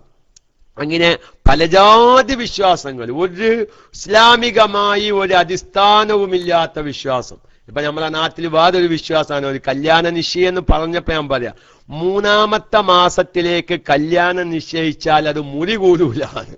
നോക്കിങ്ങൾ ഉദാഹരണം പറയാ, ദുൽഹിജ്ജ മാസത്തിൽ നിശ്ചയം നടക്കുകയാണ്. എന്നൊക്കെ കല്യാണം തീരുമാനിക്കുന്നത് സഫറിലേക്ക്. അപ്പൊ ദുൽഹിജ്ജ, മുഹറം, സഫർ 3-ാമത്തെ മാസമാണല്ലോ. 3-ാമത്തെ മാസത്തിലേക്ക് കല്യാണം നിശ്ചയിച്ചാൽ അത് മുറി കൂടൂല. അപ്പൊ ഞാൻ പറഞ്ഞു അങ്ങനെയല്ല, 3-ാമത്തെ മാസത്തിലേക്ക് കല്യാണം നിശ്ചയിച്ചാൽ അത് മുറി കൂടുന്നു പറഞ്ഞു. ഈ മുറി കൂടൂല നിങ്ങൾക്കാരെ പഠിപ്പിച്ച്? മുറി കൂടുന്നത് പറഞ്ഞു നോക്കാന് നമ്മൾ പറഞ്ഞില്ലേ? ചില ആളുകളൊക്കെ എന്തായാലും ഒരു വിശ്വാസം ഉണ്ടല്ലോ, 3-ാം കാലി പെണ്ണായാലും 3/4 പോലും സ്വർണ്ണാവുന്നു. എങ്ങനെ 3-ാം കാലി പെണ്ണാവുക? എങ്ങനെ പെണ്ണാവണം? ആദ്യത്തത് 2 ആണും 3-ാമത്തത് പെണ്ണും ആവണം. അതൊരു വിശ്വാസമാണ്, നമ്മുടെ നാട്ടിലുള്ള ഒരു വിശ്വാസ. അങ്ങനൊക്കെയാണെങ്കിൽ പെണ്ണാരെ KMICയുടെ പ്രവർത്തകരെ, ഞാനൊക്കെ എന്ന് ധനവാനാവണം. എന്റെ ഭാര്യ എന്റെ ഭാര്യ 3-ാം കാലി പെണ്ണ, മൂത്തത് 2 ആണുങ്ങളാ, 3-ാമത്തതാണ് ഉമ്മുറയ്യാൻ. ആ ഒരു വാക്കൊക്കെ ശരിയാവുകയാണെങ്കിൽ ഞാനൊക്കെ എന്ന് ഇപ്പോഴൊരു മരത്തിന്റെ കസാലയിലാണ് ഈ സാധു ഇരിക്കുന്നത്. 3/4 സ്വർണം പോയി KMICയുടെ ക്ലാസ് എടുക്കുന്ന കസാല വരെ വരാൻ ഞാൻ അതിന് വജ്ജച്ച് 3-ാം കാലി പെണ്ണായാൽ 3/4 പോലും വജ്ജുണ്ടാവില്ല. എന്താ അപ്പൊ നമ്മളങ്ങനത്തെ ഉണ്ടാക്കുക, നമ്മൾ ഓരോ ഐതിഹ്യങ്ങളാണ് ഉണ്ടാക്കുക. 3-ാം കാലി പെണ്ണായ 3/4 പോലും സ്വർണ്ണാകും. 3-ാം മാസത്തിലേക്ക് കല്യാണം നിശ്ചയിച്ചാൽ അത് മുറി കൂടൂല. ഇതൊക്കെ നമ്മുടെ ഒരു വിശ്വാസങ്ങളാ, ശരിയല്ല. 3/4 പോലും എന്തല്ലേ എന്താണ്? അങ്ങനെയൊക്കെ എന്തെല്ലാം കൂട്ടത്തിൽ ഞാനൊരു കാര്യം പറയാത്തോ, നിങ്ങൾക്ക് പഠിക്കേണ്ടതാ. ഇന്നും നമ്മുടെ മുസ്ലിം സമുദായത്തിൽ അല്ലാഹു തആല കാത്തുരക്ഷിക്കട്ടെ, ഒരു കുഞ്ഞു പിറന്നാൽ മലയാള മനോരമയുടെ കലണ്ടറിൽ 4 നോക്കുന്നവരുണ്ട്. 4 നോക്കുന്നവര് ഇന്നും നമ്മുടെ സമൂഹത്തിൽ. ഇപ്പൊ അടുത്തൊരാളെ എനിക്ക് വിളിച്ച, ഉസ്താദേ മോന് പ്രസവിച്ചു, ഞാൻ 4 നോക്കി, നല്ല നാളാ. ഞാൻ മകയിൽ പറക്കും മതി മങ്ക മറക്കും, അങ്ങനെ എന്തോന്നല്ലേ എന്നത്, മതിയിൽ മങ്ക മതി മറക്കും, അങ്ങനെ മതിയിൽ എന്താണ് മതി മറക്കും. അതായത് മകം നാളിൽ പെൺകുട്ടി പ്രസവിച്ചാൽ സന്തോഷം കൊണ്ട് നീരാടുന്നു. മകം പിറന്നമല്ല, മകം എങ്ങനെ മറന്നു. ഏതായിരിക്കും നമ്മളെ വിശ്വാസം? എന്താ നിങ്ങൾ നോക്കിയത്? 1-ാം നമ്പർ ഒരു കഹാനത്തല്ലേ. അല്ലാഹു തആല നമ്മുടെ കാത്തുരക്ഷിക്കട്ടെ. ഞാൻ പറഞ്ഞു, പ്രിയപ്പെട്ട ഹബീബെ, നിങ്ങൾ എന്തായി പറയുന്നത്? 4 നോക്കി നല്ല നാളാണെന്ന് ഇന്നും ജനങ്ങൾ എഴുതി വെക്കുന്നവരുണ്ട്. ഇൻഷാ അല്ലാഹ് ഞാൻ എഴുത്തിന്റെ മസലയ്ക്കും പറയുന്നുണ്ട്. ഇന്നും ഒരു കുഞ്ഞ് ജനിച്ചാൽ 4 എഴുതി വെക്കുന്ന ചില ആളുകളുണ്ട്. കാരണം അതൊക്കെ ഒരു ഹൈന്ദവ വിശ്വാസാണ്. ഇന്നാലിന്ന നാളിൽ ജനിച്ചാൽ വലിയ സന്തോഷം ഉണ്ടാകും, വലിയ മുതലുണ്ടാകുന്നൊക്കെയും ഒരു ഹൈന്ദവ വിശ്വാസ. അള്ളാഹു കാത്തുരക്ഷിക്കട്ടെ. മുമ്പൊരു നായരെ വീട്ടിൽ കള്ളം കാണുന്ന കഥ പറയാൻ നിങ്ങൾ കേട്ടിക്കണോന്ന് എനിക്കറിയില്ല. നായരെ വീട്ടിൽ കള്ളം കടന്ന് കള്ളന്മാർ എന്ത് ചെയ്തു? ആ വീട്ടിലുള്ള എല്ലാ മുതലും ഒരുമിച്ച് കൂട്ടി, പത്തായും അരമണി എല്ലാം എന്താക്കി അരിച്ചു പെറുക്കി കള്ളന്മാര് ഇതേറ്റ് രക്ഷപ്പെടാൻ പോവുക. അപ്പൊ നായർ പറഞ്ഞത്രേ അമ്മയോട്, അല്ലോ എല്ലാം പോയല്ലോന്ന്. അപ്പൊ ഈ അമ്മ പറഞ്ഞത്രേ, എന്റെ ഉത്രാടം അവർ കൊണ്ടുപോകൂലല്ലോ. ശ്രദ്ധിക്കണം. അപ്പൊ അമ്മ എന്ത് പറഞ്ഞു? എന്റെ ഉത്രാടം അവർ കൊണ്ടുപോകൂലല്ലോ. ഉത്രാടം എന്ന് പറഞ്ഞാൽ അതൊരു നാളിന്റെ പേരാ. ഉത്രാടത്തിൽ ജനിച്ചവര് എത്ര പോയാലും പിന്നെ അതിന്റെ 10 മടങ്ങ് സ്വത്ത് അവർക്ക് വരുന്ന, അത് അവരുടെ ഒരു വിശ്വാസ. ഉത്രാടം നാളിൽ ജനിച്ചവര് എത്ര ഇല്ലാതെ ആയാലും പിന്നെ അവർ അതിന്റെ ഇരട്ടി അവർക്ക് ഉണ്ടായും കൊണ്ടിരിക്കുന്നതാണ്. അപ്പോ ഈ അമ്മ പറഞ്ഞു എന്ത്? ഇന്റെ ഉത്രാടം അവർ കൊണ്ടുപോകൂലല്ലോ. അപ്പൊ കള്ളന്മാര് വിചാരിച്ച് ഇതിനേക്കാളും വലിയൊരു മുതല് പറഞ്ഞത് ഇവര് നേരം വെളുക്കോലം ഉത്രാടം തരാന്ന് പറഞ്ഞു. ഇത് അമ്മന്റെ നാളാണെന്നൊന്നും കള്ളന്മാർക്ക് തിരിഞ്ഞില്ല. അവര് മനസ്സിലാക്കിയത് ഇത് വേറെന്തോ ഒരു സ്വർണ്ണക്കത്തേനാ. ഇവര് നേരം വെളുക്കോലം മന അരിച്ചു പെരുക്കുക ഉത്രാടം എവിടെയാണ്. നേരം വെളുത്തു, കിട്ടിയ മുതലേറ്റ് പോവാനും സാധിച്ചില്ലാത്ത ഒരു കഥ പറയാനുണ്ട്. അപ്പൊ ഞാൻ പറയുന്നത് ഈ ഉത്രാടം നോക്കുക, മക നോക്കുക, അതുപോലത്തെ നാളുകൾ നോക്കുക, അത് വലിയൊരു അന്ധവിശ്വാസാണ്. അത് നമ്മുടെ ഇസ്ലാമികമായുള്ള വിശ്വാസമല്ല. ഇന്നും നല്ലൊരു വിഭാഗം ചെറുപ്പക്കാർ നാല് നോക്കുന്നവർ, ഭാര്യ പ്രസവിച്ചാൽ മലയാള മനോരമ പോലത്തെ കലണ്ടറുകൾ നോക്കി 4 നോക്കുന്നവരുണ്ട്. എന്റെ പ്രിയപ്പെട്ട സഹോദരന്മാരെ, എന്റെ പ്രിയപ്പെട്ട സഹോദരിമാരെ, ഒരിക്കലും ഇസ്ലാം അംഗീകരിച്ചൊരാശയമല്ല എന്ന് ഞാൻ സാന്ദർഭികമായി ഉണർത്തുകയാണ്. അപ്പൊ ഏതായിരുന്നാലും ഞാൻ പറയുന്നത്, ഞാൻ ഈ വിശുദ്ധമായ റമളാൻ അല്ലാഹു തആല ആദരിക്കുകയും ബഹുമാനിക്കുകയും ചെയ്ത ഈ ദിവസം ഇങ്ങനത്തേതായ അന്ധവിശ്വാസങ്ങളിൽ നിന്നെല്ലാം മാറി നല്ല വിശ്വാസക്കാരാവണം. ഏതായാലും മുഹറത്തെ കുറിച്ച് പറയുമ്പോ ഒരൊറ്റ കാര്യം കൂടി ഞാൻ ഉണർത്തുകയാണ്. അതൊക്കെ നമ്മൾ പല പ്രാവശ്യം പറഞ്ഞതാണെങ്കിലും ഈ ചവനം നോക്കുക പോലത്തെ കാര്യങ്ങളല്ലേ, എത്ര വലിയ തെറ്റാണത്, എത്ര വലിയ തെറ്റാണ് ചവനം നോക്കല്. അതായത് മഹാന്മാരൊക്കെയും കിതാബുകളിൽ പറയുന്നൊരു വിഷയമുണ്ട്. നമ്മുടെ നാടുകളിലൊക്കെയും ചില ആളുകൾ ഉണ്ടാവും, എന്താ, ആ വ്യക്തിയെ കണ്ടു പോയാൽ ആ യാത്രയിൽ ഒരു കാര്യവും നടക്കുകയില്ല എന്നുള്ളൊരു വിശ്വാസം. ചിലപ്പോൾ യാദർശികമായിട്ട് അങ്ങനെ സംഭവിക്കോ ബുസുനോ?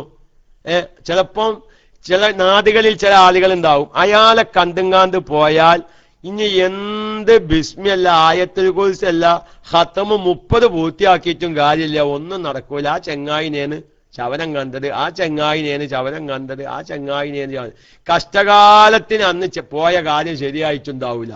നമുക്ക് നല്ലോണം ഉറപ്പായി. അവരെന്താ കുഴപ്പമെന്നറിയങ്ങള്? ഒരു മനുഷ്യനെ ഇബ്ലീസ് അവന്റെ ഖൽബ് ദുഷിപ്പിക്കുന്ന കോലങ്ങള് ഇഹ്യാ ഉലൂമുദ്ദീൻ എന്ന കിതാബിൽ പറയുന്നുണ്ട്. എല്ലാരും രദിക്ക് ഇഹിയന്റെ പരിഭാഷ എന്തെങ്കിൽ അതൊന്ന് വായിച്ച് മനസ്സിലാക്കേണ്ടതാണ്. അല്ലെങ്കിൽ അറിയുന്ന ഉസ്താദന്മാരെ കൊണ്ടൊന്ന് വായിപ്പിച്ച് അർത്ഥം വെപ്പിക്കേണ്ടത് ആ ഭാഗം. ഏകദേശം 3-ാം ജുസിയിലേറ്റാണ് ആ ഭാഗം. അതായത് മദാഖിലു ശൈത്താൻ ഇലൽ ഖൽബ്, ഖൽബിലേക്ക് ശൈത്താൻ കടക്കുന്ന വഴി. നമ്മുടെ ഖൽബ് ദുഷിപ്പിച്ച് ഒന്നുമല്ലാതെയാക്കി നമ്മുടെ ഖൽബിനെ മോശമാക്കാൻ ഖൽബ് ശൈത്താൻ സ്വീകരിക്കുന്ന വഴികളെ കുറിച്ച്, മദാഖിൽ ശൈത്താന്റെ മാർഗങ്ങള്, ഖൽബിലേക്ക് പ്രവേശിക്കുന്ന മാർഗങ്ങള് മഹാനായ ഗസാലി ഇമാം ഇഹ്യയിൽ വിശദീകരിക്കുന്നുണ്ട്. അതിലത്തെ ഒരു മാർഗം എന്താണെന്നറിയോ? മുസ്ലിമീങ്ങളെ കുറിച്ച് ചീത്തയായ വിചാരം. ഇതാണ് ചവനത്തിൽ വരുന്നത്. വ്യക്തികളെ കൊണ്ട് ചവനം നോക്കുന്നതിൽ വരുന്നത് ആ ഒരു മുഅ്മിനായ മനുഷ്യനെ കുറിച്ചുള്ള ചീത്തയായ വിശ്വാസം വരുന്നത്. നമ്മുടെ നാട്ടിൽ ഒരു പോക്കര് ഉദാഹരണം പറയുന്നത്, എല്ലാവർക്കും ഒരു വിശ്വാസം എന്താ, പോക്കനെ കണ്ട് ചവനം പോയാൽ, പോക്കനെ ചവനം കണ്ടു പോയാൽ ഒന്നും നടക്കൂല. ഈ പോക്കനെ കുറിച്ചൊരു ചീത്തയായ വിശ്വാസം. അള്ളാഹു കാത്തുരക്ഷിക്കട്ടെ. എന്റെ KMIC ശ്രോതാക്കളോട് ഞാൻ പറയുന്നു, ഒരിക്കലും അത്തരം വിശ്വാസങ്ങൾ നമ്മുടെ കൽബിലുണ്ടാവരുത്. അതുപോലെ തന്നെ ഒരു വൈക്കിറങ്ങുമ്പോ ഒരു പക്ഷി, കാക്ക പോലത്തെ പക്ഷി വലഭാഗത്ത് കൂടെ പാറിയാൽ ആ യാത്ര സന്തോഷകരമാകും, ഇടതു ഭാഗത്ത് കൂടെ പാറിയാൽ ആ യാത്ര മോശമാകും. അതുപോലെ തന്നെ പോത്തിനെ ചവനം കണ്ടാൽ ആ യാത്ര മോശമാകും. കറുത്ത പൂച്ച ബലങ്ങടിച്ചാൽ ആ യാത്രയിൽ ഇനിയൊരു കാര്യവുമില്ല. ഇതൊന്നും ശരിയല്ല. അല്ലാഹു തആലാന്റെ ഖലാ ഖദറിൽ നമ്മൾ വിശ്വസിക്കണം. ബർക്കത്തിന് വേണ്ടി ഞാൻ പറയട്ടെ, പല പ്രാവശ്യം പറഞ്ഞ സംഭവമാണ്. മഹാനായ നമ്മുടെ കൂരിയാട് തേനൊയിലേരി പാപ്പ, അവിടത്തെ ദറജ അള്ളാഹു ഉയർത്തി കൊടുക്കുമാറാവട്ടെ. അവിടത്തെ ബറക്കത്ത് കൊണ്ട് അള്ളാഹു തആല നാളെ സ്വർഗീയ ലോകത്ത് മഹാന്മാരോട് കൂടെ ഒരുമിച്ച് കൂടാനുള്ള തൗഫീഖ് അള്ളാഹു നൽകുമാറാവട്ടെ. മഹാനായ തേനൊയിലേരി പാപ്പ ഒരിക്കൽ രാവിലെ വീട്ടിൽ നിന്ന് ഇറങ്ങാൻ. അപ്പൊ ആ നാട്ടിലെ ഒരു സാധാരണക്കാരനാണ് തേനൊയിലേരി പാപ്പാടെ മുമ്പിൽ പെട്ടത്. അപ്പൊ അദ്ദേഹം ഈ സാധാരണക്കാരെങ്ങനെ തല ചൊരിഞ്ഞിട്ട് പറഞ്ഞു, ഇന്ന് പന്നെയല്ല ചവനൻ, ഒരു മുൻകൂർ ജാമ്യം എടുത്തതാണ് ആ സാധാരണക്കാരൻ. ആ സമയത്ത് മഹാനായ തേനൊയിലേരി പാപ്പ ചൂടായിനാണ്. എന്താടാ അന്ന ചവനം കണ്ട? ഞാൻ ഇന്ന് സുബൈ നിസ്കാരം കഴിഞ്ഞ് സുബൈക്ക് കുനൂത്തോടിയവനാ. സുബൈ നിസ്കാരത്തിന് ശേഷം അല്ലാഹുമ്മ ലാ മാനിഅ ലിമാ അതൈത വലാ മുഅ്തിയ ലിമാ മനഅത വലാ റാദ്ദ ലിമാ ഖലൈത. അള്ളാഹു വിധിച്ചത് എന്താവുള്ളൂ. അള്ളാഹു തരുന്നത് ഒരാൾ മുടക്കൂല, അള്ളാഹു മുടക്കിയത് ഒരാൾ തരികയുമില്ല എന്നുള്ള മഹത്തായ ദിക്ർ ചൊല്ലിയിട്ടാ ഞാൻ എന്റെ വീട്ടിൽ നിന്ന് ഇറങ്ങിയിട്ട് ഞാൻ അന്ന ചവനം കണ്ടോന്ന് നിക്കെന്താ കുഴപ്പം? അതാണ് മനക്കെടുത്ത്. നമ്മുടെ വീട്ടിന്റെ ഭൂമിയിൽ ബിസ്മില്ലാന്ന് എഴുതി വെച്ചിട്ടുണ്ട്, മാഷാ അല്ലാഹ് എഴുതി വെച്ചിട്ടുണ്ട്, തവക്കൽതു അലല്ലാഹ് എഴുതി വെച്ചിട്ടുണ്ട്, ലാ ഹൗല വലാ ഖുവത ഇല്ലാ ബില്ലാഹ് എഴുതി വെച്ചിട്ടുണ്ട്. ഇതെല്ലാം എഴുതി വെച്ചിട്ടും നമ്മൾ പൂച്ച ബലങ്ങടിച്ചാൽ നമ്മുടെ കൽബ് മാറിപ്പോവുകയാണ്. ഒരിക്കലും ഉണ്ടാവാൻ പാടില്ല. ഞാൻ നഹ്സുമായി ബന്ധപ്പെട്ടൊരു വിഷയം പറഞ്ഞപ്പോ വളരെ വ്യാപകമായി സാധാരണക്കാരുടെ കൽബിൽ ഇടം പിടിച്ചൊരു കാര്യമാണ് ഈ ശവനം നോക്കുക എന്നുള്ളത്. ഹൈറായതൊക്കെ നോക്കാം. ഇപ്പൊ ഒരാളെ കൽബിൽ എന്താ വിശ്വാസം? അബൂ റയ്യാനെ കണ്ടു പോയാൽ അന്നത്തെ കാര്യമൊക്കെ വാഹത്താവും. നമ്മളെ പറ്റി നല്ല ചിന്തയാണല്ലോ, അതൊരു കുഴപ്പമില്ല. നമുക്ക് ചിന്തിക്കാം, എന്നെ പറ്റി നല്ല ചിന്തയാണ്. അയാളെ ശവനം കണ്ടു പോയാൽ അൽഹംദുലില്ലാ, ഇനി ഞായറാഴ്ചയാണെങ്കിൽ തന്നെ ഏതെങ്കിലും കാരണവശാൽ പാസ്പോർട്ട് ഓഫീസ് തുറന്നിട്ടുണ്ടാവും. അത്രയും നല്ല മനുഷ്യനാണ്. അങ്ങനെ നല്ല ചിന്തയാണെങ്കിൽ ഒരു മുഅ്മിനായ മനുഷ്യനെ കുറിച്ച് നല്ലതാണ് ചിന്തിക്കുന്നത് എന്ന് നമുക്ക് കരുതാം. ഏതായിരുന്നാലും അതും ശരിയല്ല. ഈ ചവനം നോക്കുക, അതുപോലെ തന്നെ നാള് നോക്കുക, പലവരും ചിന്തിക്കേണ്ടതാണ്. അല്ലാഹു തആല നമ്മുടെ ഈ മുഹറം മാസത്തിൽ അള്ളാഹു പറഞ്ഞ എല്ലാ ഇബാദത്തുകളും പരമാവധി ആ ദിവസത്തെ ആദരിക്കാനും ബഹുമാനിക്കാനൊക്കെയും അള്ളാഹു തആല തൗഫീഖിനെ പ്രദാനം ചെയ്യുമാറാവട്ടെ എന്ന് പറഞ്ഞ് ഒറ്റ കാര്യം കൂടി ഞാൻ പറയട്ടെ. ഒറ്റ കാര്യം കൂടി എല്ലാ രക്ഷിതാക്കന്മാരും മനസ്സിലാക്കേണ്ടതാ. മുഹറം മാസം 4 ഒന്നാണ് അല്ലേ? ഒരു കാര്യം ചെയ്യണം. അത് കഴിഞ്ഞ വർഷമൊക്കെ ഞാൻ പറഞ്ഞിട്ടുണ്ട്. കേൾക്കാത്തവരുണ്ടെങ്കിൽ അൽഹംദുലില്ലാ, ഇത്രയും സമയമായിട്ട് 293 ഐഡിയകളുണ്ട്.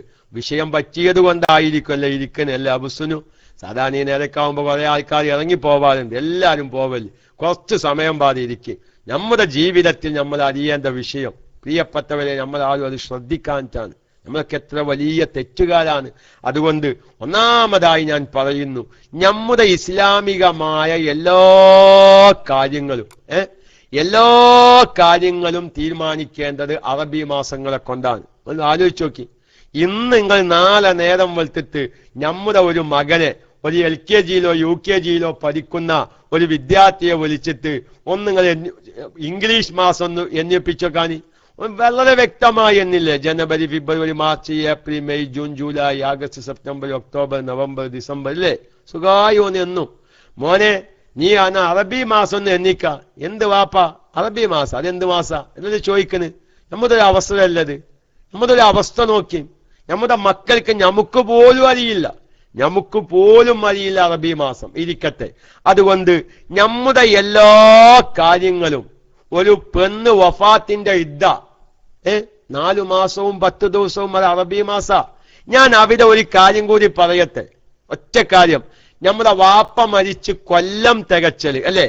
മൗലൂദ് ഓതൂലേ? നമ്മൾ കൊല്ലം തികച്ചലിന്റെ മൗലൂദ് ഓതൂലേ? നമ്മൾ അറബി മാസം കൊണ്ടാ കണക്കാക്കുക. അല്ല, ഇംഗ്ലീഷ് മാസം കൊണ്ടാ നമ്മൾ കണക്കാക്കുക.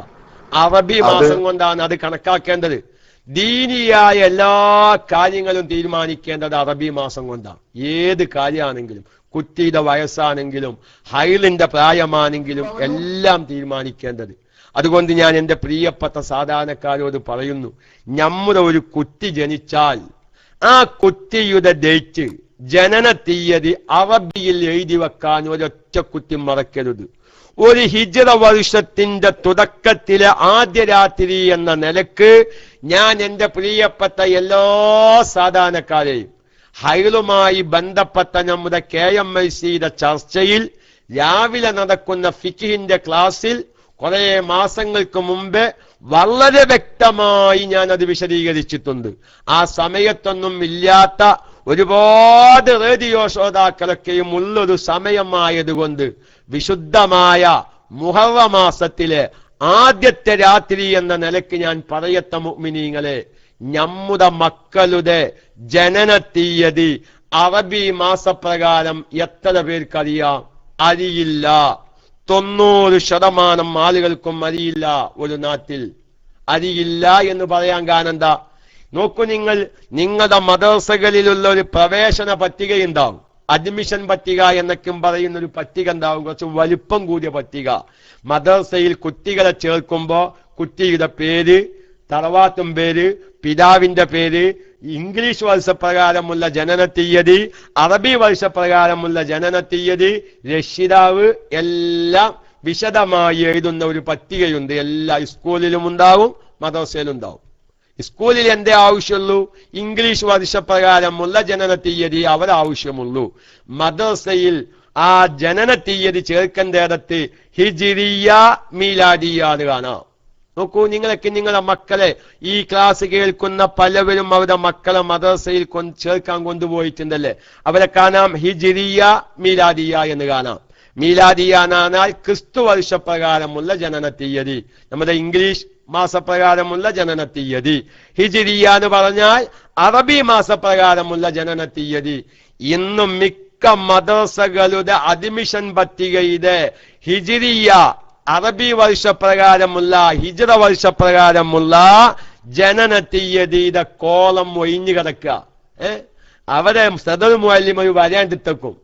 ഉസ്താദ് വാപ്പാനോട് ചോദിക്കും, കുട്ടിയെ ചേർക്കാൻ വരുന്ന ആളോട് ചോദിക്കും, കുട്ടിയുടെ അറബി മാസപ്രകാരമുള്ള ജനന തീയതി ഇക്കറിയില്ല. ഞങ്ങൾ വീട്ടിലും ചോദിച്ചേക്കും, വീട്ടുകാരോടും ചോദിച്ചിട്ട് കാര്യമില്ല, നാട്ടുകാരോടും ചോദിച്ചിട്ട് കാര്യമില്ല, ഒരാളോടും ചോദിച്ചിട്ട് കാര്യമില്ല. പ്രിയപ്പെട്ടവരെ, ഇത് മദ്രസയിൽ എന്തിനാ ചേർക്കുന്ന കാര്യോ? ഇത് എന്തിനാ? അതിന്റെ ഉപകാരത്തിന്. ഇത് ശ്രദ്ധിച്ചില്ലെങ്കിൽ വിഷയത്തിന്. ഒരു കുട്ടിക്ക് ആൺകുട്ടി പ്രായപൂർത്തിയാകുന്നതും പെൺകുട്ടി പ്രായപൂർത്തിയാകുന്നതും, പെൺകുട്ടികള് 3 അടയാളങ്ങളെ കൊണ്ട് പെൺകുട്ടികൾക്ക് പ്രായപൂർത്തി സംഭവിക്കാം. ആൺകുട്ടികളാവുമ്പോൾ 2 അത് വലിയൊരു വിശദീകരണമാണ് കേട്ടോ. എല്ലാ രക്ഷിതാക്കന്മാരും ഫിഖ്ഹിയായിട്ട് വളരെ വ്യക്തമായി മനസ്സിലാക്കി വെക്കേണ്ട ഒരു മസലയാണ് ബുലൂഗ്, പ്രായപൂർത്തിയാവുക എന്നുള്ളത്.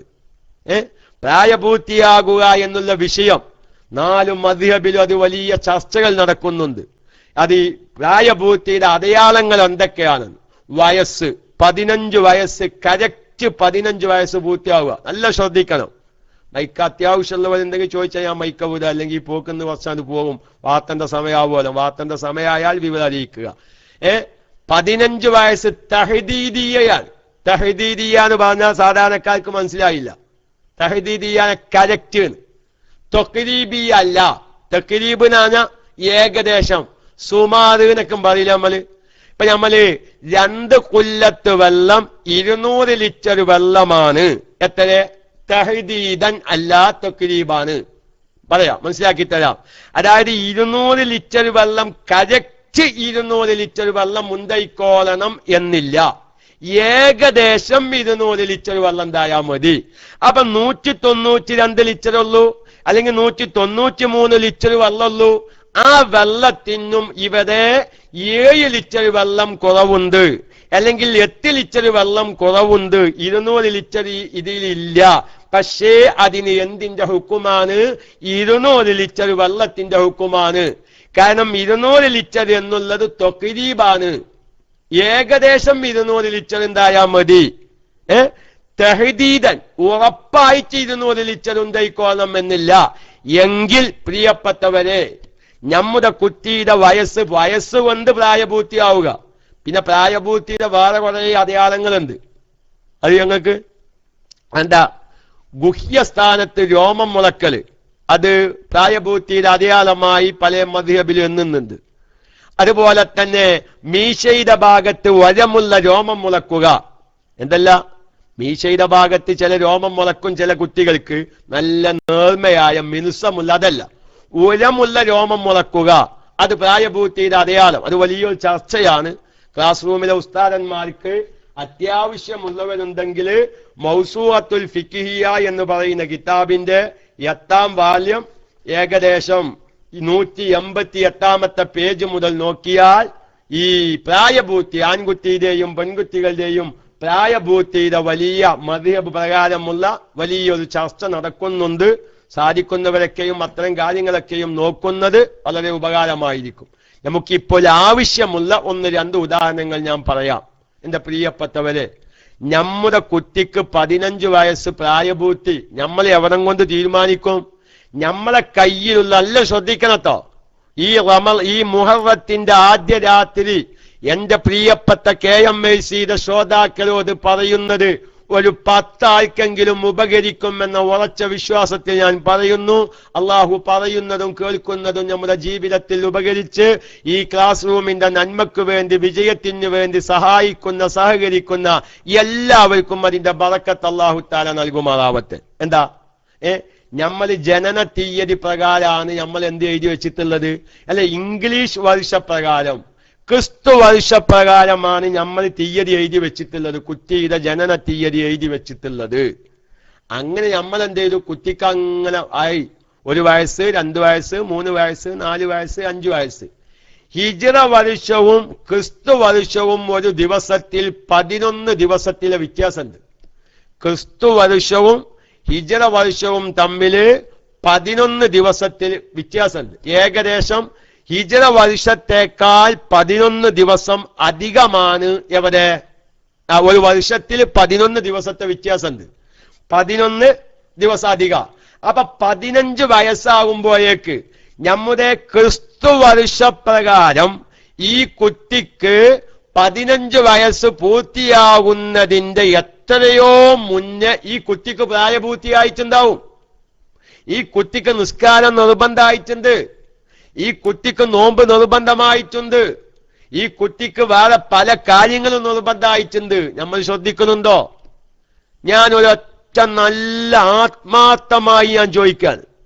ചിലപ്പം പെൺകുട്ടികളുടെ കാര്യത്തിൽ പലപ്പോഴും അവർക്ക് മെൻസസ് പീരിയഡ് കൊണ്ട്, പ്രായപൂർത്തിയാവുന്നത് കൊണ്ട് നമുക്ക് നമ്മുടെ പെൺകുട്ടികൾക്ക് പ്രായപൂർത്തിയായ ഒരു ഓർമ്മ അല്ലെങ്കിൽ അതിന്റെ ഒരു വിവരം നമ്മുടെ കൈവശം ഉണ്ടാവും. കാരണം ഇന്ന് ഏത് പെൺകുട്ടികൾക്കും, ചില പെൺകുട്ടികൾക്ക് 9ാമത്തെ വയസ്സിൽ തന്നെ രക്തം കാണുന്നുണ്ട്.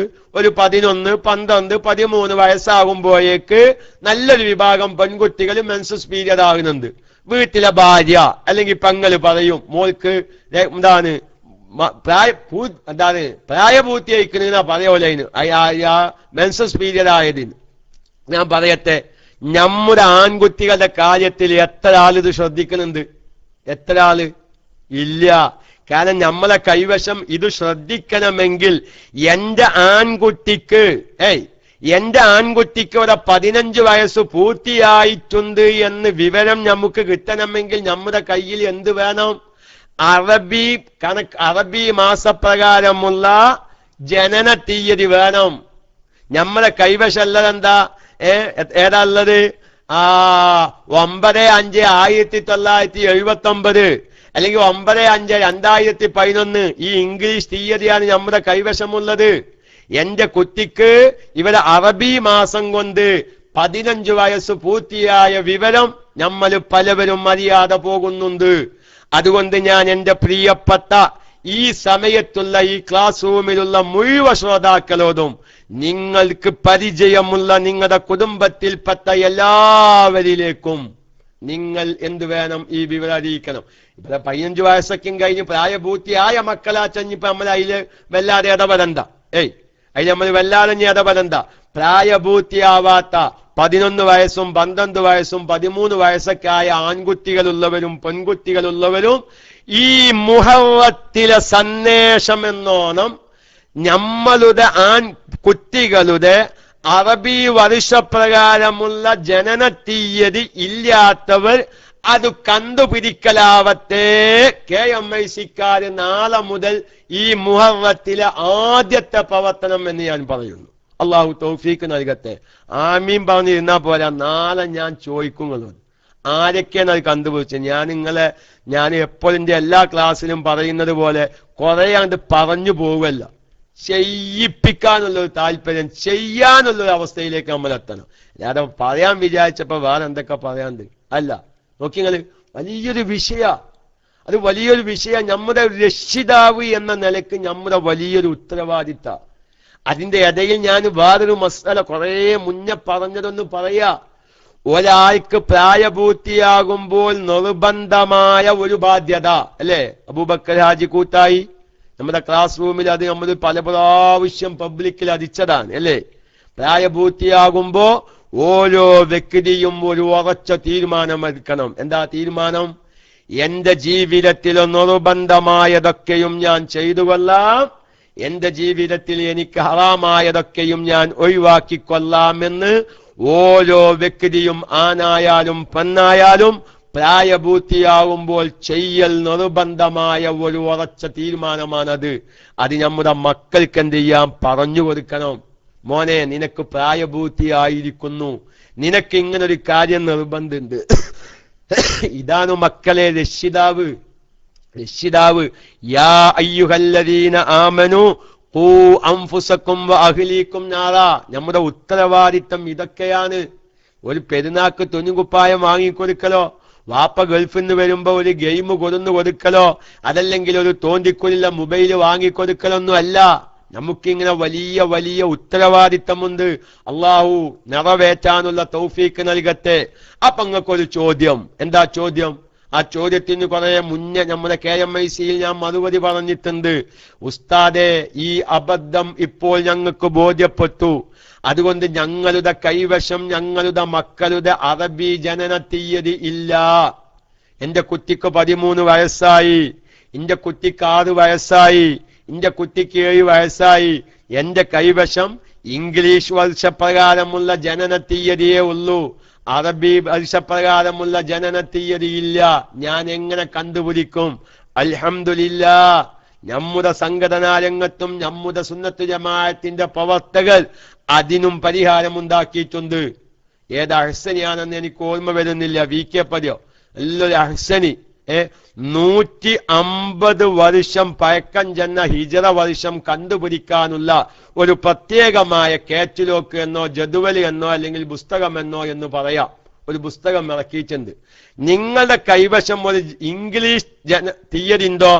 ആ തീയതി വെച്ച് 150 വർഷം പഴക്കം ചെന്ന ആ തീയതിയുടെ 150 വർഷം ഉള്ള അറബി മാസപ്രകാരമുള്ള ജനന തീയതി കണ്ടുപിടിക്കാൻ പറ്റും. ആ പുസ്തകം വിപണിയിൽ കിട്ടും. ആ പുസ്തകത്തിന് മഹാനായ സുലൈമാ ഉസ്താദൊക്കെ അവതാരിക എഴുതിയിട്ടുണ്ട്. അത് എല്ലാവരും വാങ്ങാതൊരു ബാധ്യതയാണ്. ആ അഹ്സനി എനിക്ക് പൈസ ഒന്നും തന്നിട്ടില്ലട്ടോ. ഉസ്താദ് നിങ്ങളിന്നാ ഈ മസലക്കും പറഞ്ഞിട്ട് ഈ പുസ്തകങ്ങൾ പ്രചരിപ്പിക്കണം, ഞാൻ അങ്ങനെ ഒരു പൈസ അധികം എനിക്ക് തന്നിട്ടില്ല. ഞാൻ യാദൃശികമായി ഒരു സമ്മേളന നഗരിയിൽ വെച്ച് ആ പുസ്തകം ഞാൻ കണ്ടതാ. അപ്പൊ എനിക്കത് വല്ലാതെ ഇഷ്ടപ്പെട്ടു. കാരണം ഞാൻ ഈ മസ്അല എന്റെ എല്ലാ ക്ലാസ്സിലും സ്ത്രീകളോട് പ്രത്യേകം പറയാറുണ്ട്. ഞാൻ ഒരൊറ്റ മസ്അല കൂടി പറഞ്ഞിട്ട് മൈക്ക വിടും. ഒന്ന്, നമ്മുടെ വയസ്സ്. എന്റെ പ്രിയപ്പെട്ടവരെ നല്ലോണം നമ്മുടെ ആൺകുട്ടികളുടെ പെൺകുട്ടികളുടെയും ജനന തീയതി, ഹിജ്റ വർഷപ്രകാരമുള്ള ജനന തീയതി കരസ്ഥമാക്കിയിട്ടില്ലെങ്കിൽ വലിയ ഒരു പ്രശ്നം. ഒന്ന്, നമ്മുടെ ആൺകുട്ടികൾക്ക് വയസ്സായത്, ഇനി മെൻസസ് പീരിയഡ് ആവാത്ത പെൺകുട്ടികളാണ്. ആ പെൺകുട്ടികൾക്കും പ്രായപൂർത്തിയാകുന്നത്. ബുക്ക് ഉസ്താദിന്റെ കയ്യിലുണ്ടോ? എന്റെ കയ്യിലൊരു പുസ്തകം. അതല്ലേ സാധിക്കൽ. ഞാൻ പറഞ്ഞു, കൈപ്പത്ത് വന്നാൽ ഇല്ലാത്ത മുതലെന്താ? ഏത് മുതലും കൈപ്പത്ത് വന്നാൽ കിട്ടേ. പക്ഷെ ഒന്ന് വിലനെ ഇറക്കുന്നതൊക്കെ അതങ്ങനെ ഇരുന്നതുകൊണ്ട് കാര്യമില്ല. പുസ്തകം വേണമെങ്കിൽ ഞാൻ തരാം, പക്ഷെ കൈ വിട്ട് തരൂല. അതെല്ലാ ബുക്ക് സ്റ്റാലും SYSന്റെയും ബുക്ക് സ്റ്റാലുകളിൽ വാങ്ങാൻ കിട്ടുന്ന ഒരു പുസ്തകം വാങ്ങിയേ പറ്റൂ.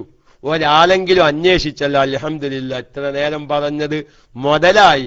ഒരാളെങ്കിലും ആ ഒരു പുസ്തകം വാങ്ങി എന്റെ കുട്ടിയുടെ അറബി മാസപ്രകാരമുള്ള ജനന തീയതി ശരിയാക്കണമെന്ന് ഒരാൾ ചിന്തിച്ചാൽ ഇത്രയും സമയം നമ്മൾ മെനക്കെട്ടത് മുതലായി. അള്ളാഹു തആല ഇതിനു വേണ്ടി ചെലവഴിച്ച സമയവും ഊർജവും സമ്പത്തും അള്ളാഹു സാലിയായ അമലായി സ്വീകരിക്കുമാറാവട്ടെ. അപ്പൊ 15 വയസ്സ് കറക്റ്റ്. അത് അറബി മാസം കൊണ്ട് 15 വയസ്സ് നമ്മൾ ആവണം, കണക്കാക്കാം, നമ്മൾ എഴുതി വെക്കുക. എന്നിട്ട് ഒരു കുട്ടിക്കൊരു 14 വയസ്സ്, ഒരു 14 വയസ്സാവുമ്പോ നോക്കുക അല്ല എന്റെ കുട്ടിക്ക് ഏകദേശം എന്റെ ആൺകുട്ടിക്ക് 14 വയസ്സായി, അറബി മാസപ്രകാരം എന്റെ കുട്ടിക്ക് 15 വയസ്സ് പൂർത്തിയാവുന്നത് ഇന്ന ദിവസമാണ്, ഇന്ന ദിവസം എന്റെ കുട്ടി പ്രായപൂർത്തിയാവാൻ പോകുകയാണ്, കറക്റ്റ് 15ാമത്തെ ആ വയസ്സ് പൂർത്തിയാവുന്ന ദിവസം ആ കുട്ടിയെ വിളിച്ച് ഉപദേശിക്കുക, മോനെ ഇനി മുതൽ നിനക്ക് ഓരോ വഖത്തും നിസ്കരിക്കൽ വ്യക്തിപരമായി നിനക്ക് നിർബന്ധാണ്. നിനക്കിന്ന് 15 വയസ്സ് പൂർത്തിയായ ദിവസമാണ്. നീ ഒരു മുക്കല്ലഫായ മുസ്ലിമായ മുക്കല്ലഫായ ഒരു വ്യക്തിയായി തീർന്നിട്ടുണ്ട്. അതുകൊണ്ട് എന്റെ മോൻ ഇനി നിസ്കാരത്തിന്റെ കാര്യം പ്രത്യേകം ശ്രദ്ധിക്കണം. അതുപോലെ തന്നെ നോമ്പിന്റെ കാര്യം ശ്രദ്ധിക്കണം. അന്യ പെൺകുട്ടികളെ നോക്കുമ്പോ നീ മുക്കല്ലഫാണ്, അത് ഹറാമായി സംഭവിക്കും പോലത്തെ കാര്യങ്ങളൊക്കെയും സാന്ദർഭികമായി ഉപദേശിക്കുക. പ്രിയപ്പെട്ടവരെ, ആ മോനൊന്ന് വിളിക്കുക, മോനെ നിനക്ക് പ്രായപൂർത്തിയായിട്ടുണ്ട്. ഞാൻ KMICയുടെ ഒരു പ്രവർത്തകനായിരുന്നു, ഞാൻ KMICയുടെ ഒരു റേഡിയോ ശ്രോതാവായിരുന്നു. അന്ന് അതിൽ ഫിഖിന്റെ ക്ലാസ് എടുത്തിരുന്ന ഒരു ഉസ്താദ് എനിക്ക് പറഞ്ഞു തന്ന മസലയാണ്, ഞാൻ അതിന് കേട്ടതാണ്. മോനെ നിനക്ക് പ്രായപൂർത്തിയാവുന്ന ദിവസം നിനക്കൊരു കാര്യം നിർബന്ധമുണ്ട്. എന്താ നിർബന്ധം? നീ നിന്റെ മനസ്സിൽ ഉറച്ചു വിശ്വസിക്കണം, ഉറച്ചൊരു തീരുമാനം. അള്ളാഹുവേ, എന്റെ ജീവിതത്തിൽ നിർബന്ധമായ കാര്യങ്ങളൊക്കെയും ഞാൻ ചെയ്തു കൊള്ളാം. എന്റെ ജീവിതത്തിൽ എനിക്ക് ഹറാമായ മതപരമായി ഹറാമായ കാര്യങ്ങളൊക്കെയും ഞാൻ ഒഴിവാക്കിക്കൊള്ളാം എന്ന് ഞാൻ തീരുമാനിക്കുന്നു. ഈ തീരുമാനം മോനെ നീ എടുക്കണം. അത് നമ്മൾ പറഞ്ഞു മനസ്സിലാക്കി കൊടുക്കണം. അതുപോലെ തന്നെ നോക്കൂ, നമ്മുടെ പെൺകുട്ടിയുടെ കാര്യത്തിലേക്കൊന്ന് കടന്നു വരാം. ആത്തന്റെ സമയമായ ഹുസിനു പറഞ്ഞപ്പോ ആളുകളൊക്കെ അങ്ങനെ ഇരിക്കുന്നതും കണ്ടപ്പോ ഞാൻ അങ്ങനെ നീണ്ടു പോയതാണ്. വാർത്തന്റെ സമയം അയക്കണമെങ്കിൽ വീടറിയിക്ക്. വാർത്തന്റെ സവാമ ഇപ്പോഴാണ് വാർത്ത രണ്ടാമത് പ്ലേ ചെയ്യിപ്പിക്കാറുള്ളത്. 10:30 മാഷാഅല്ലാ. അപ്പൊ സമയമായല്ലോ. സമയമായില്ലേ? ആയിട്ടില്ല. ഏതായാലും ഒരു 10 മിനിറ്റ് കൂടി ഞങ്ങൾക്ക് തരണം. അതും കൂടി ഒരുപാട് ശ്രോതാക്കളുള്ള ഒരു സമയമായതുകൊണ്ട് ഒരുപാട് റേഡിയോ ശ്രോതാക്കൾ ഉണ്ടാവും, അവർക്ക് ഉപകാരം ചെയ്യും. നോക്ക് നിങ്ങൾ, നമ്മുടെ ഒരു പെൺകുട്ടിക്ക് പ്രായപൂർത്തിയാവുന്നത് 1 മണിക്കാ, ശരി, ഒരു പെൺകുട്ടിക്ക് പ്രായപൂർത്തിയാവുന്നത് മെൻസസ് പീരിയഡ് കൊണ്ട് പ്രായപൂർത്തിയാവും. ഇതൊക്കെ ഞാൻ 1/2 മണിക്കൂർ മാഷാഅല്ലാ അനുവദിച്ചാറുണ്ടാവും. ശരി, ഇൻഷാഅല്ലാ 1/2 മണിക്കൂറും കൂടി എന്താണ്. ഇതൊക്കെ നമ്മൾ ഈ ഒരു മുഹറത്തിൽ ആദ്യത്തെ രാത്രി ആവുമ്പോ നമ്മൾ മുഹറം എന്ന് പറഞ്ഞ് ഒരു നഴ്സും കണക്കാക്കി എല്ലാ കാര്യങ്ങളും അത് ഒഴിവാക്കി. നമ്മൾ ഇതെല്ലാം അറിഞ്ഞ് ഇതിനുള്ള ഒരു പരിഹാരം അല്ലാഹു തആല, അല്ലാഹുവേ ഞാൻ ശ്രദ്ധിക്കാതെ എന്റെ ജീവിതത്തിൽ ശ്രദ്ധിക്കാതെ പോയ കാര്യങ്ങളാണ്. ഞാൻ ഈ ഒരു വിഷയത്തിന് ഇക്കൊല്ലത്തെ ഒരു മുഹറം മാസത്തിൽ ഞാൻ അതിനൊരു പരിഹാരം കാണട്ടെ എന്ന് നിങ്ങളെല്ലാവരും തീരുമാനിച്ച് ഈ ഒരു സന്ദേശം, ഇത്തരം മുഹറവുമായി ബന്ധപ്പെട്ട ഈ സന്ദേശം നമുക്ക് പരിചയമുള്ള നമ്മുടെ സുഹൃത്തുക്കളോടും നമ്മുടെ ബന്ധപ്പെട്ട സ്ത്രീകളോടൊക്കെയും നമ്മൾ പറഞ്ഞു മനസ്സിലാക്കി കൊടുക്കണം. ഇപ്പൊ വയസ്സ്, അപ്പൊ നമ്മളിങ്ങനെ ഇംഗ്ലീഷ് ജനന തീയതി എഴുതി വെച്ചു, നമ്മളിങ്ങനെ 15 വയസ്സായാൻ കാത്തിരിക്കുക. പക്ഷേ ഇംഗ്ലീഷ് വർഷപ്രകാരം 15 വയസ്സ് പൂർത്തിയാവാൻ ഇനിയും കുറെ കഴിയണം. ഈ പ്രിയപ്പെട്ട നമ്മുടെ കുഞ്ഞിന്, നമ്മുടെ കുട്ടിക്ക് ഇവരെ അറബി മാസം കൊണ്ട് എന്നോ പ്രായപൂർത്തിയായിട്ടുണ്ട്. പക്ഷെ അവൻ നിസ്കാരത്തിന്റെ കാര്യം ശ്രദ്ധിക്കുന്നില്ല. അവൻ മുസ്ലിമായ മുക്കല്ലഫായ മനുഷ്യനായി തീർന്നിട്ടുണ്ട്. അതുകൊണ്ട് രക്ഷിതാക്കന്മാർ അക്കാര്യം ശ്രദ്ധിക്കുക. ഇനി അതുപോലെ തന്നെ പെൺകുട്ടികൾക്ക് പ്രായപൂർത്തിയാവുന്നൊരു കാര്യമാണല്ലോ മെൻസസ് പീരിയഡ്. 3 കാര്യങ്ങളെ കൊണ്ട് പെൺകുട്ടികൾ പ്രായപൂർത്തിയാകും, 2 കാര്യങ്ങളെ കൊണ്ട് ആൺകുട്ടികൾ പ്രായപൂർത്തിയുടെ അടയാളം കാണിക്കും. ഒന്ന് സ്ഖലനം. സ്ഖലനം ആൺകുട്ടികൾക്കും പെൺകുട്ടികൾക്കും. അത് ഉറക്കത്തിൽ എന്തായാലും വേണ്ടില്ല, ഉണർവിൽ എന്തായാലും വേണ്ടില്ല. ഒരു 13 വയസ്സായ ഒരു പെൺകുട്ടിക്ക് സ്വപ്നസ്ഖലനം ഉണ്ടായി എന്ന് വെക്കുക, ഉറക്കത്തിൽ അല്ലെങ്കിൽ ഉണർവിൽ. ഫിഖിന്റെ കിതാബടക്കം വിശദീകരിക്കുന്നുണ്ട്. യഖ്ലത്തൻ വനൗമൻ, ഉണർവിലായാലും ഉറക്കത്തിലായാലും സ്ഖലനം ഉണ്ടാവുക, അതൊരു കുട്ടിയുടെ പ്രായപൂർത്തിയുടെ അടയാളമാണ്. പിന്നെ ചില ആളുകൾ പറഞ്ഞിട്ടുണ്ട് ഗർഭം ധരിക്കുക, അതും പ്രായപൂർത്തിയായതിന്റെ അടയാളമാണ്. വാസ്തവത്തിൽ ഷാഫി മദ്ഹബ് പ്രകാരം ഗർഭം ധരിക്കൽ പ്രായപൂർത്തിയായതിന്റെ അടയാളമല്ല. ഗർഭം ധരിച്ചത് അതിന്റെ മുന്നോടിയായി ആ കുട്ടിക്ക് സ്ഖലനം ഉണ്ടായിട്ടുണ്ട്. അതുകൊണ്ട് അതിന്റെ പേരിലാണ് ഗർഭം ധരിച്ചത്. അപ്പൊ അതുകൊണ്ട് ഹംല് ഗർഭം ധരിക്കുക എന്നുള്ളത് പ്രായപൂർത്തിയുടെ അടയാളമല്ല. ആ ഗർഭം ധരിക്കല് അതിന്റെ മുമ്പ് സ്ഖലനം ഉണ്ടായിട്ടുണ്ട്, അതുകൊണ്ടാണ് ആ കുട്ടി പ്രായപൂർത്തിയായത് പോലത്തെ ചർച്ചകളൊക്കെയും ഫിഖിന്റെ കിതാബിൽ നടക്കുന്നുണ്ട്. എന്റെ പ്രിയപ്പെട്ട ക്ലാസ് റൂമിലുള്ള ഉസ്താദന്മാര്, ഈ കുട്ടികൾക്ക് പ്രായപൂർത്തിയാവുന്ന ഒരു മസ്അല നമ്മുടെ 4 മദ്ഹബിന്റെ ഇടയിൽ വലിയ ഒരു ചർച്ചയുള്ള മസ്അലയാണ്. ഗുഹ്യസ്ഥാനത്ത് രോമം മുളക്കുക, കഷത്ത് രോമം മുളക്കുക, അതുപോലെ തന്നെ മീശയുടെ ഭാഗത്ത് വരമുള്ള രോമം മുളക്കുക. അതിൽ നിന്ന് ഷാഫി മദ്ഹബ് പ്രകാരം വുളൂഇന്റെ അടയാളമായത്. മറ്റു മദ്ഹബിലൊക്കെയും വലിയൊരു ചർച്ചയുണ്ട്. അത് സംബന്ധമായില്ല നമ്മൾ മനസ്സിലാക്കി വെക്കുന്നത് നല്ലതാണ്. പക്ഷേ സമയം വൈകുന്നത് കൊണ്ട് ഞാൻ അതിലേക്ക് കടക്കാതെ ഈ ഒരു മുഹറവുമായി ബന്ധപ്പെട്ട് പെൺകുട്ടികളുള്ള മുഴുവൻ രക്ഷിതാക്കന്മാരും ശ്രദ്ധിക്കേണ്ട ഒരു മസ്അല. അല്ലെങ്കിൽ നമ്മളാകെ അള്ളാഹുവിന്റെ മുമ്പിൽ നമ്മൾ കൈകെട്ടി ഉത്തരം പറയേണ്ടി വരുത്തോ? 9 വയസ്സായ കുട്ടിനെ നമ്മൾ ആക്ഷേപിച്ചിട്ട് കാര്യമില്ല. ഈ കുട്ടിയുടെ ഒരു ഒക്കത്തെ നിസ്കാരം നഷ്ടപ്പെടാൻ നമ്മൾ കാരണമാവരുത്.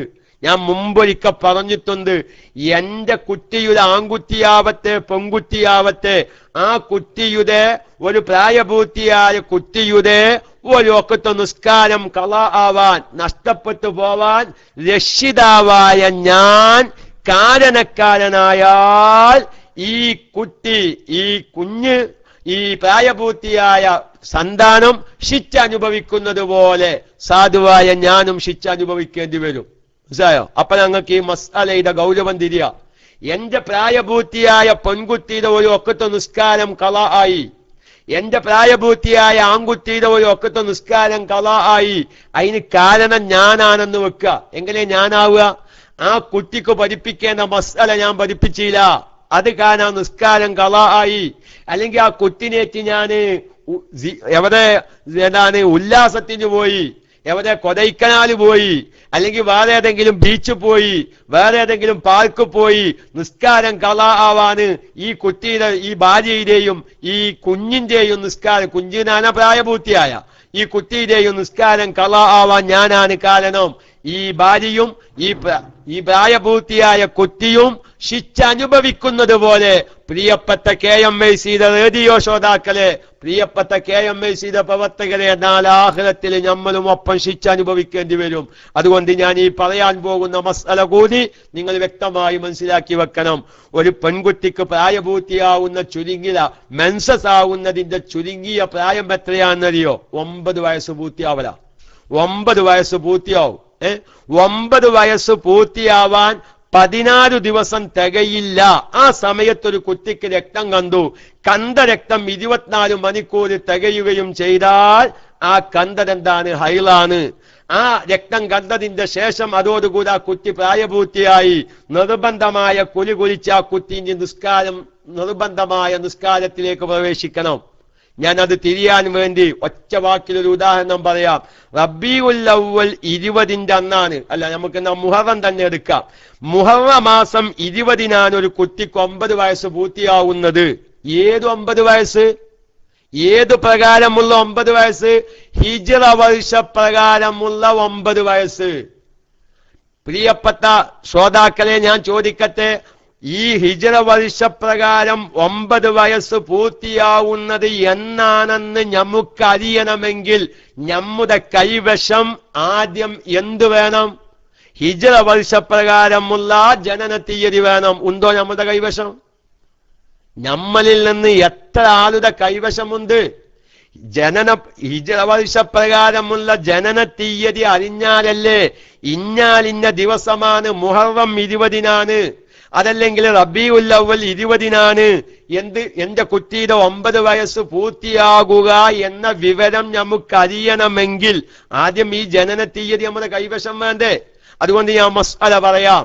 മുഹറം 20ന്റെ അന്ന് ഒരു കുട്ടിക്ക് ഹിജ്റ വർഷപ്രകാരം എന്ത് ചെയ്യാൻ 20 വയസ്സ് പൂർത്തിയാവുക. ആ കുട്ടിക്ക് എന്ന് രക്തം കാണുകയാണ്? മുഹറം 15ന്റെ അന്ന്, അല്ല മുഹറം 6ന്റെ അന്ന്. 14 ദിവസം തികയൂല. അല്ലെങ്കിൽ മുഹറം 7ന്റെ അന്ന് രക്തം കാണുകയാണ്. ആ കണ്ട രക്തം 24 മണിക്കൂർ തികയുകയും ചെയ്താൽ ഈ കണ്ട രക്തം കാരണം ഈ പെൺകുട്ടി പ്രായപൂർത്തിയായിട്ടുണ്ട്. പക്ഷേ ജനന തീയതി നമ്മുടെ ഇംഗ്ലീഷ് വർഷപ്രകാരമുള്ള ജനന തീയതി നോക്കുമ്പോ 9 വയസ്സാവാൻ ഇനിയും എന്ത് വേണം? 3 ചില്ല മാസം കഴിയണം. ഹിജ്റ വർഷപ്രകാരമുള്ള 9 വയസ്സും ഇംഗ്ലീഷ് വർഷപ്രകാരം ഇംഗ്ലീഷ് മാസപ്രകാരമുള്ള ക്രിസ്തു വർഷപ്രകാരമുള്ള 9 വയസ്സും തമ്മിൽ ഏകദേശം 3 ചില്ലാം മാസങ്ങളുടെ വ്യത്യാസമുണ്ടാകും. ഹിജ്റ വർഷപ്രകാരം ഈ പെൺകുട്ടിയുടെ 9 വയസ്സ് പൂർത്തിയായി 3 മാസം കഴിഞ്ഞിട്ടായിരിക്കും ക്രിസ്തു വർഷപ്രകാരം ഈ കുട്ടിയുടെ 9 വയസ്സ് പൂർത്തിയാവുക. പക്ഷേ നമ്മുടെ കൈവശം എന്തേ ഉള്ളൂ? ക്രിസ്തു വർഷപ്രകാരമുള്ള 9 ജനന തീയതിയുള്ളൂ. കുട്ടിക്ക് രക്തം കണ്ടു, നല്ല ശ്രദ്ധിക്കണം. കുട്ടിക്ക് രക്തം കണ്ടു. ഈ രക്തം ഹൈലാണോ ഇസ്തിഹാലത്താണോ എന്ന് നമ്മൾ എങ്ങനെ തീരുമാനിക്കും? അത് തീരുമാനിക്കണമെങ്കിൽ 9 വയസ്സ് പൂർത്തിയാവുന്നതിനു മുമ്പ് അല്ലെങ്കിൽ 9 വയസ്സ് പ്രായത്തോടടുത്ത ഒരു പെൺകുട്ടിയിൽ നിന്ന് 24 മണിക്കൂർ രക്തം കണ്ടാൽ ആ കണ്ട രക്തം ഹൈലാണോ ഇസ്തിഹാലത്താണോ എന്ന് തീരുമാനിക്കാൻ ഈ കുട്ടിയോട് പറയാൻ പറ്റുമോ? എന്റെ രക്ഷിതാക്കന്മാരെ നല്ല നെഞ്ചത്ത് കൈ വെച്ച് ചിന്തിച്ചോലും. ഈ കുട്ടി എന്ത് ചെയ്യും? കുട്ടി പറയും, ഉമ്മ എനിക്കിങ്ങനെ രക്തം കാണുന്നുണ്ട്, ഞാൻ എന്താ ചെയ്യണ്ട്? ഉമ്മാക്കറിയില്ല എന്താ ചെയ്യണ്ട്. വാപ്പാക്ക് വിളിച്ചു, വാപ്പ പറഞ്ഞ് നമുക്ക് അബൂറയ്യ ഉസ്താദിനോട് ചോദിക്കാനാണ്. ഞാനൊരു നമ്മളെ KMIC ഒരു ഫിഖിന്റെ ക്ലാസ് ചർച്ച ചെയ്യുന്ന ആളി എന്ന നിലയ്ക്ക് ഞാൻ പറയാത്തോ പൊങ്ങച്ചായി കൂത്ത് നമുക്ക് അബൂറയ്യ ഉസ്താദ് ചോദിച്ചാൽ അബൂറയ്യ ഉസ്താദിനെ അറിയോ? ഇത് ഇസ്തിഹാലത്തോ ആയിലാണോ? അബൂറയ്യ ഉസ്താദ് എന്താ പറയാ? നിങ്ങളെ കുട്ടിയുടെ ജനന തീയതി, അതായത് ഹിജ്റ വർഷപ്രകാരമുള്ള ജനന തീയതി പറയും. എന്നാ ഞാൻ പറഞ്ഞുതരാ അത് ഹൈലാണോ ഇസ്തിഹാലത്താണ്. അത് അറിയില്ല ഉസ്താദെ, എന്നാ പോയി പറഞ്ഞു നോക്കി. അതിനെന്റെ മറുപടിത്തുക. നിങ്ങൾക്ക് ഹിജ്റ വർഷപ്രകാരമുള്ള നിങ്ങളുടെ പെൺകുട്ടിയുടെ ജനന തീയതി അറിയില്ലെങ്കിൽ ഞമ്മക്കത് ഹൈലും ഇസ്തിഹാലത്തും തീരുമാനിക്കത് വാസം ചോദിക്കാന്ന് വിചാരിച്ചെടുത്തോ. ഞങ്ങൾ ഉറക്കം പോവാൻ വേണ്ടി പറഞ്ഞു. ഇത് വാസം ചോദിക്കപ്പോ ഹൈലും ഇസ്തിഹാലത്തൊന്നും തീരുമാനിക്കാൻ പറ്റൂല, അത് വയസ്സേ തന്നെ തീരുമാനിക്കാൻ പറ്റുള്ളൂ. അപ്പൊ നിങ്ങൾക്ക് മനസ്സിലായോ വിഷയത്തിന്റെ കാര്യം? ഈ കുട്ടിയും കുഴങ്ങും, രക്ഷിതാവും കുഴങ്ങും, ഉമ്മിയും കുഴങ്ങും, ആകെ കുഴങ്ങി. എന്തത് കാത്തണ്ടെന്ന് അറിയുന്നില്ല. ഇത് അറിയണമെങ്കിൽ ഇസ്തിഹാലത്തോ ഹൈലോ എന്ന് തീരുമാനിക്കണമെങ്കിൽ ഇംഗ്ലീഷ് വർഷപ്രകാരമുള്ള ജനന തീയതി കൊണ്ട് തീരുമാനാവൂല. ഹിജ്റ വർഷപ്രകാരമുള്ള ജനന തീയതി ആവണം. ഞാൻ അവസാനിപ്പിക്കുന്നു. ഇനി വാർത്തന്റെ സമയം ആയാലും ശരി, ആയിട്ടില്ലെങ്കിലും ശരി, കുറെ നേരമായി. ഞാൻ അവസാനിപ്പിക്കുന്നു. ഇൻഷാ അല്ലാഹ് അതിന്റെ ബാക്കി വിശദീകരണങ്ങൾ അല്പം കൂടി പറയാനുണ്ട്. ഇൻഷാ അല്ലാഹ് അത് നമുക്ക് നാളെ രാവിലത്തെ ക്ലാസ്സിലോ അല്ലെങ്കിൽ നാളെ വൈകുന്നേരത്തെ പോയെങ്കിലും പറയാം. അതുകൊണ്ട് പ്രിയപ്പെട്ടവരെ, ഈ മുഹറം മാസത്തിലെ ആദ്യത്തെ രാത്രി എന്ന നിലക്ക് എന്റെ പ്രിയപ്പെട്ട എല്ലാ ശ്രോതാക്കളോടും പറയുന്നു, നമ്മുടെ മക്കളുടെ കൈവശം നമ്മുടെ ഹിജ്റ വർഷപ്രകാരമുള്ള ജനന തീയതി ഇല്ലാത്തവർ അത് കരസ്ഥമാക്കാൻ, അത് സംഘടിപ്പിക്കാനുള്ള ഒരു തയ്യാറെടുപ്പ് ഉണ്ടായിക്കോളണം.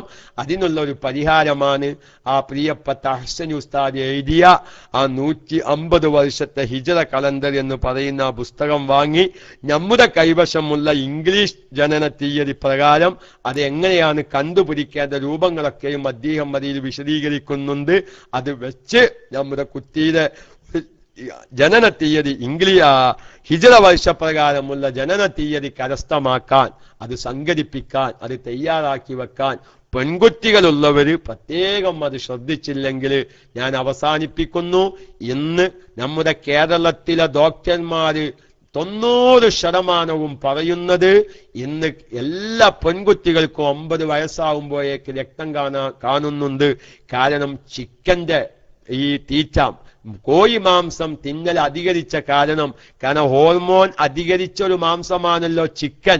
അത് അമിതമായി കഴിക്കുന്ന കാരണം ഇന്ന് 9 വയസ്സാകുമ്പോഴേക്ക് തന്നെ പെൺകുട്ടികളിൽ രക്തം കണ്ടുവരുന്നു. അതുകൊണ്ട് തന്നെ പ്രിയപ്പെട്ടവരെ, പ്രത്യേകിച്ച് ഗൾഫിൽ ഇല്ലേ, കോയില്ലാത്ത ഭക്ഷണേ ഇല്ല. കോഴി വേണ്ടാന്ന് പറഞ്ഞാൽ അത് കാനെങ്കിലും വാങ്ങാൻ. അതപ്പോ ഗൾഫിലെ അവസ്ഥ. ഞാൻ പല സ്ഥലത്തും UAE ഭക്ഷണം ചെയ്യുന്നപ്പോ കോഴിക്ക് വേണ്ടാന്നാണ്. ഈ കോഴി ഉസ്താദ് കൂട്ടിയില്ലെങ്കിൽ അതൊന്ന് കാണാനാ പറ്റൂല. അത് UAE ഭക്ഷണത്തിന്റെ സദസ്സിൽ കോഴിക്കാനെങ്കിലും വേണമെങ്കിൽ കൂട്ടിയാൽ മദീന. അത്രയും നമ്മുടെ സമൂഹം നമ്മുടെ കോഴിക്കാട് യൂസുഫൊക്കെ ഉണ്ട്. അദ്ദേഹം തന്നെ നല്ല 2 പ്രാവശ്യം ഭക്ഷണത്തിന് ക്ഷണിച്ചു. അബുസുനോ സവാമ നമ്മുടെ കോഴിക്കാട് യൂസുഫ് 2 പ്രാവശ്യം 1 പ്രാവശ്യം 2 പ്രാവശ്യം ക്ഷണിച്ചു വേറാളാ. നല്ല അടിപൊളി. എന്താണ് ആ മീൻ! അല്ലാഹു തആല ആ മീൻ ഇഞ്ഞു തിന്നാലോ തൗഫീഖ് നൽകട്ടെ. ആ മീൻ പറയുന്നത് ഇനി അതേമാതിരിക്കല്ല മീൻ. ആ മീനൊന്നും ഇപ്പൊ കൈപ്പുറത്തുനിന്ന് കിട്ടുന്ന യാതൊരു പ്രതീക്ഷയില്ല. എന്താ സൽമൂനോ എന്തൊക്കെ പേരുകൾ. ഏതായാലും അപ്പൊ അപ്പൊ നമ്മള് ഗൾഫിലൊക്കെ ഒരു അവസ്ഥ അതാ, കോയില്ലാത്ത ജീവിതമില്ല. അപ്പൊ ഈ കോഴി മാംസം തിന്നൽ അധികരിച്ച കാരണം 9 വയസ്സാകുമ്പോഴേക്ക് തന്നെ പെൺകുട്ടികൾക്ക് രക്തം കാണുക. അതുകൊണ്ട് പെൺകുട്ടികളുള്ള രക്ഷിതാക്കന്മാരെ നിങ്ങൾ എന്ത് ശ്രദ്ധിക്കണം. ഈ കുട്ടിക്ക് രക്തം കാണുമ്പോ ഹൈലും ഇസ്തിഹാദത്തൊക്കെ തീരുമാനിക്കണമെങ്കിൽ ഇതുപോലത്തെ ജനന തീയതി കൊണ്ട് സാധിക്കുള്ളൂ. പിന്നെ അവരെ 9 വയസ്സ് പൂർത്തിയാവാൻ 16 ദിവസം ഇല്ലാത്തേടത്ത് രക്തം കണ്ടാൽ അതെന്താണ്? ഹൈലാണ്. അല്ല 24 മണിക്കൂർ തികയണം. 14 ദിവസത്തിലധികം എന്ത് നോക്കുക. അതും കൂടി ഒന്ന് മനസ്സിലാക്കി തരാം. മുഹറം 20-നാണ് 9 വയസ്സ് പൂർത്തിയാവുന്നത്. ഹിജ്റ വർഷപ്രകാരം ഈ പെൺകുട്ടിയുടെ വയസ്സ് പൂർത്തിയാവുന്നത് മുഹറം 20-നാണ്. എന്ത് ചെയ്തു? മുഹറം 1-നും 2-നും രക്തം കണ്ടു. 2 ദിവസം രക്തം കണ്ടു. മുഹറം 1-നും കണ്ടു, 2-നും കണ്ടു. 48 മണിക്കൂർ രക്തം കണ്ടു. പക്ഷെ ഈ കണ്ട രക്തം എന്തല്ല 48 24 മണിക്കൂർ കണ്ട ഹൈലാകും. പക്ഷേ മുഹറം 1-നും 2-നും തുടർച്ചയായി 48 ദിവസം 48 മണിക്കൂർ രക്തം കണ്ടു. പക്ഷെ ഇത് ഹൈലല്ല. എന്തേ കാരണം? ഈ പെൺകുട്ടിക്ക് ഹിജ്റ വർഷപ്രകാരം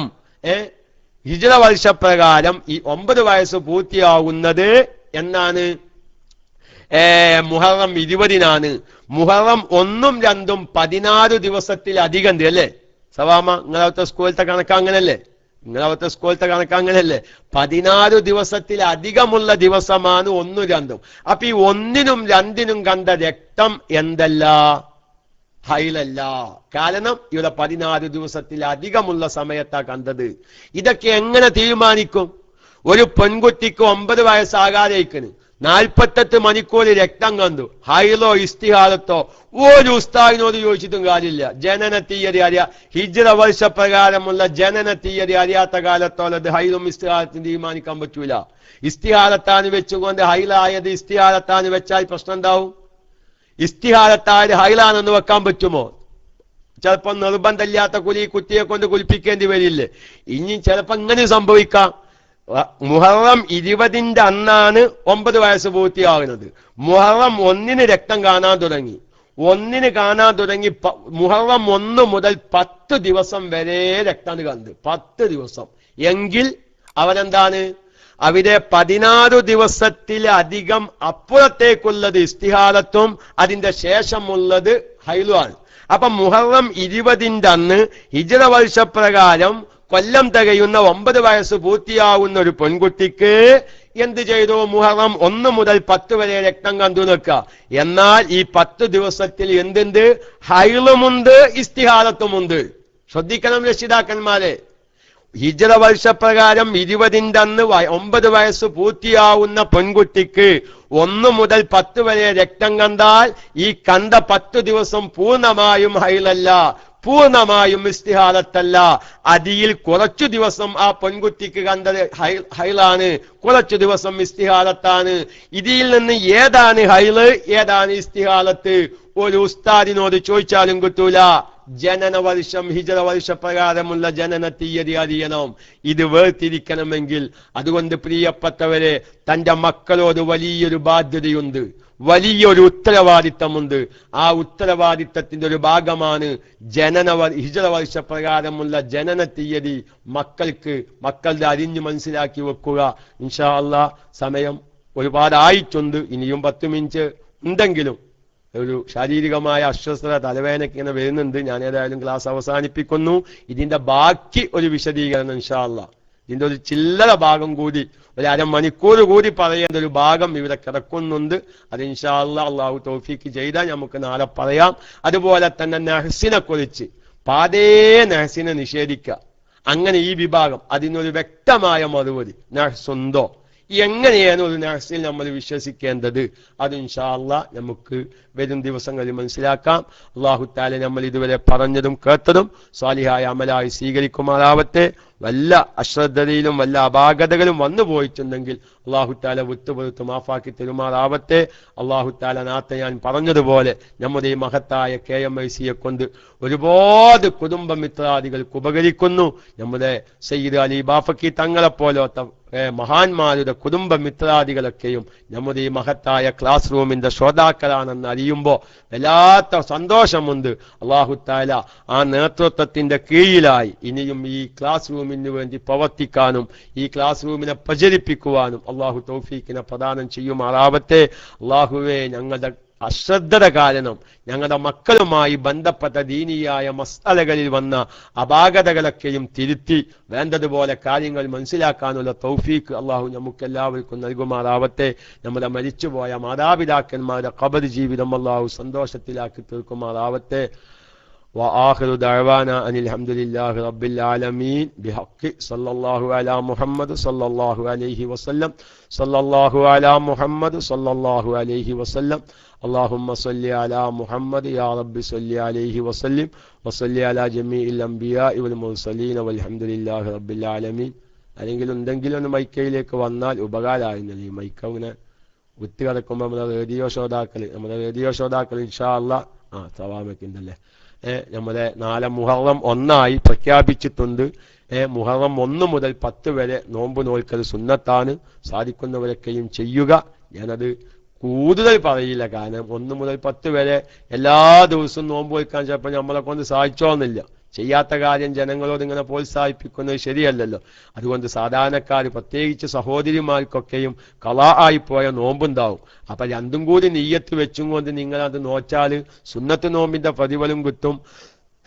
റമദാനിൽ ഖളാ ആയിപ്പോയ നോമ്പ് ഖളാ വീടുകയും ചെയ്യും. സാധിക്കുന്നവരൊക്കെയും ചെയ്യുക. ബാക്കി അത് സംബന്ധമായ മസ്അലകളും നഹ്സ് സംബന്ധമായ വിശദീകരണവും മരിച്ചില്ലെങ്കിൽ നാളെ പറയാനും കേൾക്കാനും അല്ലാഹു തൗഫീഖിനെ പ്രദാനം ചെയ്യുമാറാവട്ടെ എന്ന് ദുആ ചെയ്ത് തൽക്കാലം മൈക്കയിൽ നിന്ന് വിരാമിക്കുന്നു. അസ്സലാമു അലൈക്കും.